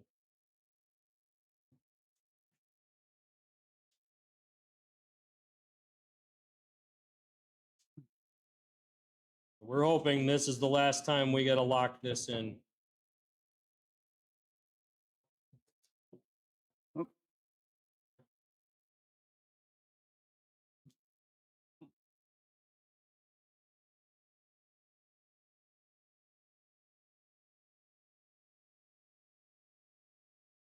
Right over there, over there.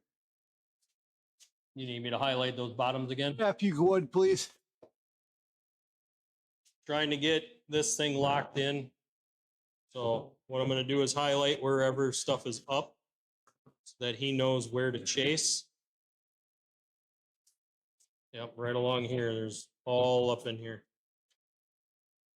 Starts up here. Yep, there you go. Ton of liquid in there. There's also a line.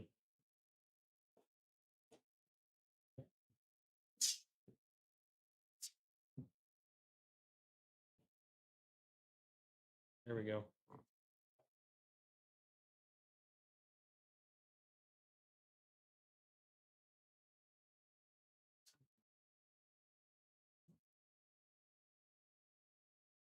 Corner looks 1,000 times better.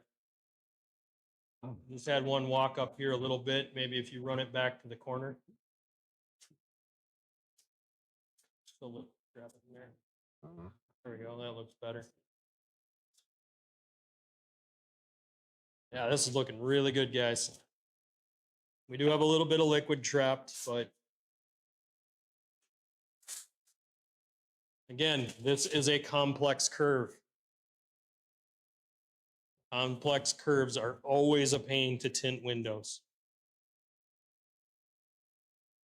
Move you guys up just a hair. Camera might goof up again, but I need to move you just a little bit so you guys can see that top edge. All right,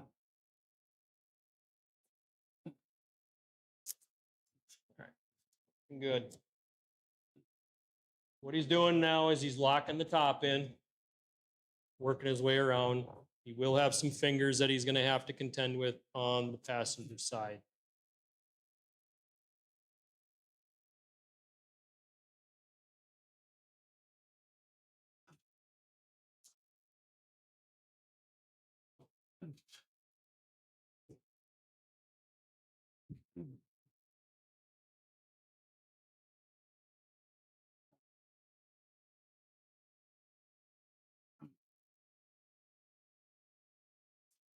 That one almost scared me.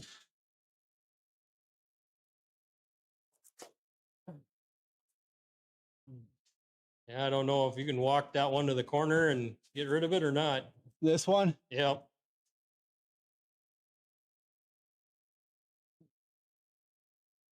Pop back up.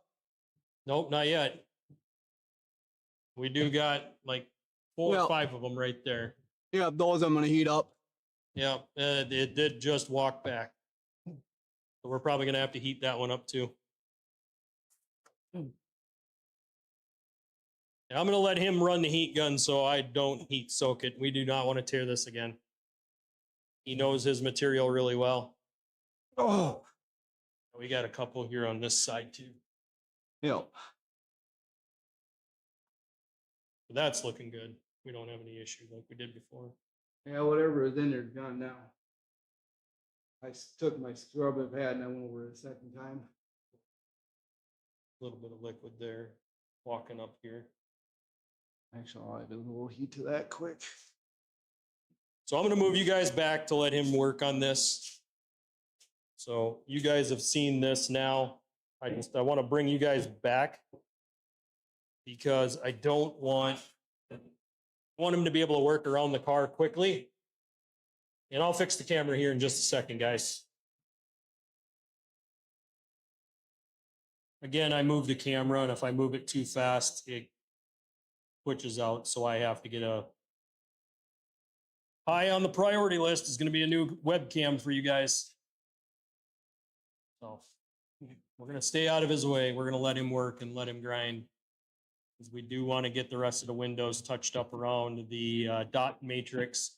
So the reason we call it a dot matrix is if you look around the edge of the windows, there's a bunch of dots around the edge of every window. I don't know why they put the dots there. There's really no reason for them to be there. The black has to be there because when they urethane windows in, that urethane has to attach to the black piece. It cannot attach to the glass. Yeah. So if urethane is on glass, that urethane will not stick. So it has to be attached to the black piece. But the dot matrix is not needed.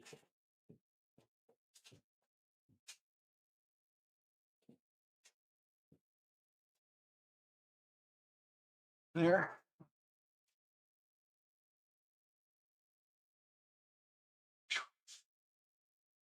Sweating her, huh? A little bit. That's in the dot.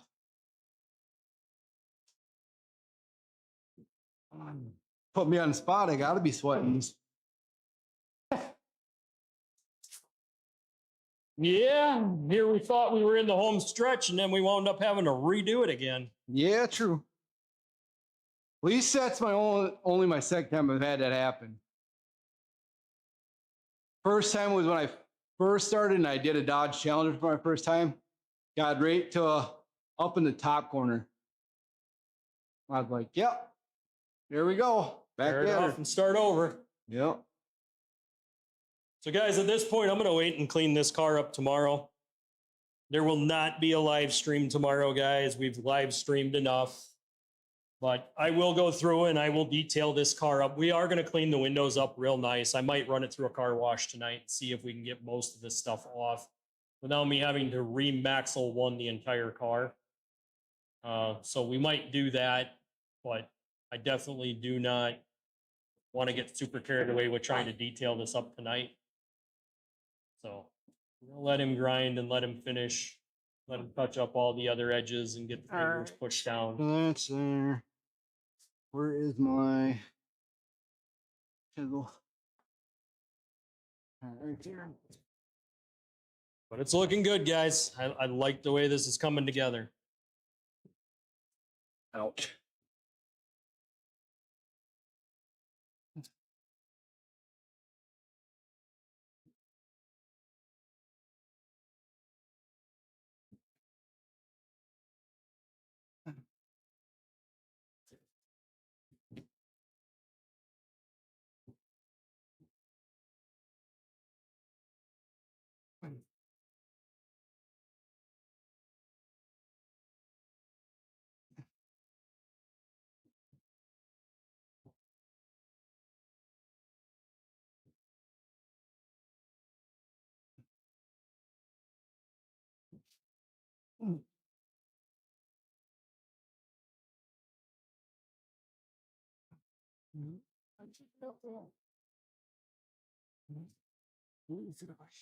So he's working on a corner there, or on the edge. I don't want to bring you guys in. I want to let him just kind of grind this out, guys. We did wind up redoing the back window. This is the third attempt on back window. And we did have to redo the driver door.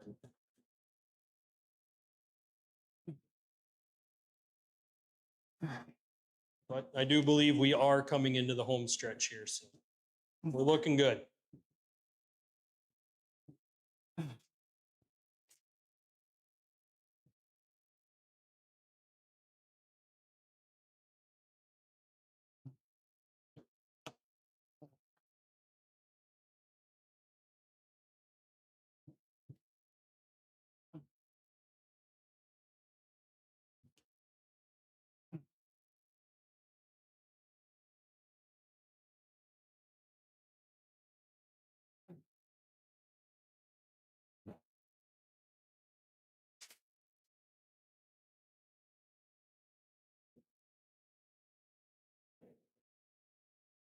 This is the hard part, huh?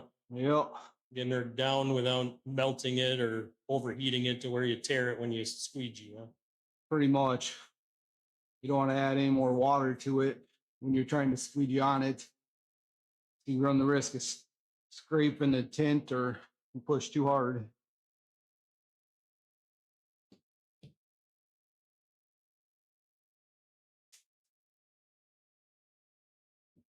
Shit.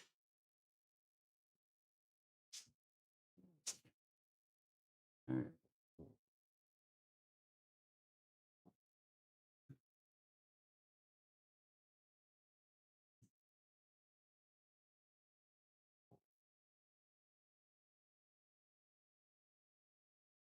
So guys, with the camera acting up, I'm not going to be able to give you a good pan on the camera. So I'm going to spin this, and if you guys got anything else, get it in now. We're about to read out top chatters for the night. So top fans tonight, we have PS Mobile Mechanic Live is our #1 top chatter. The official JLS 2026 is in second place. Both have the same amount of points. Actually, everyone has the same amount of points. One Easy Money 155 is in third. And Saturn is in #4. Okay, perfect. Those were our top fans tonight, guys. Just double checking some last minute things before we go ahead and end the stream. It's good to have all of you guys in here tonight. Thank you guys for tuning in on this special live stream. It has been really good. We've seen a lot of stuff get done with window tint. Hopefully you guys learned some new tricks. If you guys want window tint pre-cut and shipped out to you, please get a hold of the contact information down below, and he will get it cut for you and send it out. Again, you might have to use this video as reference on how to do complex curves, things like that. We talked extensively about that tonight. Also, if you guys have any questions, feel free to reach out to either here on YouTube. You guys could reach out to me, or otherwise reach out to Sullivan, and he will try to get you some answers on the detailing and the tint stuff. But guys, this has been a really good live stream. If you guys want to check out merch, hats, shirts, drink cups, stickers, you guys can check that out at fourthwall.com/badwrenchautomotive, where you can get all of your merch. And this is what we tried to do originally, was to get you guys the merch, and then we added in the Amazon affiliate store. So everything that you guys see that we use on the channel, you guys can get at the Amazon store, linked down in the description down below. That way you guys can get everything that we use here at the shop. You guys will know that it's good quality and you won't have any problems with it. Again, this has been a really great live stream. I do want to thank Sullivan for coming out here and making this happen today. So guys, I want to say thank you for all the support. Make sure you guys are hitting the like button, hit the subscribe button, ring that notification bell, and set it to all so you get notified every time I go live or drop a new video. And guys, remember, stuff is just nuts and bolts. See you on the next one.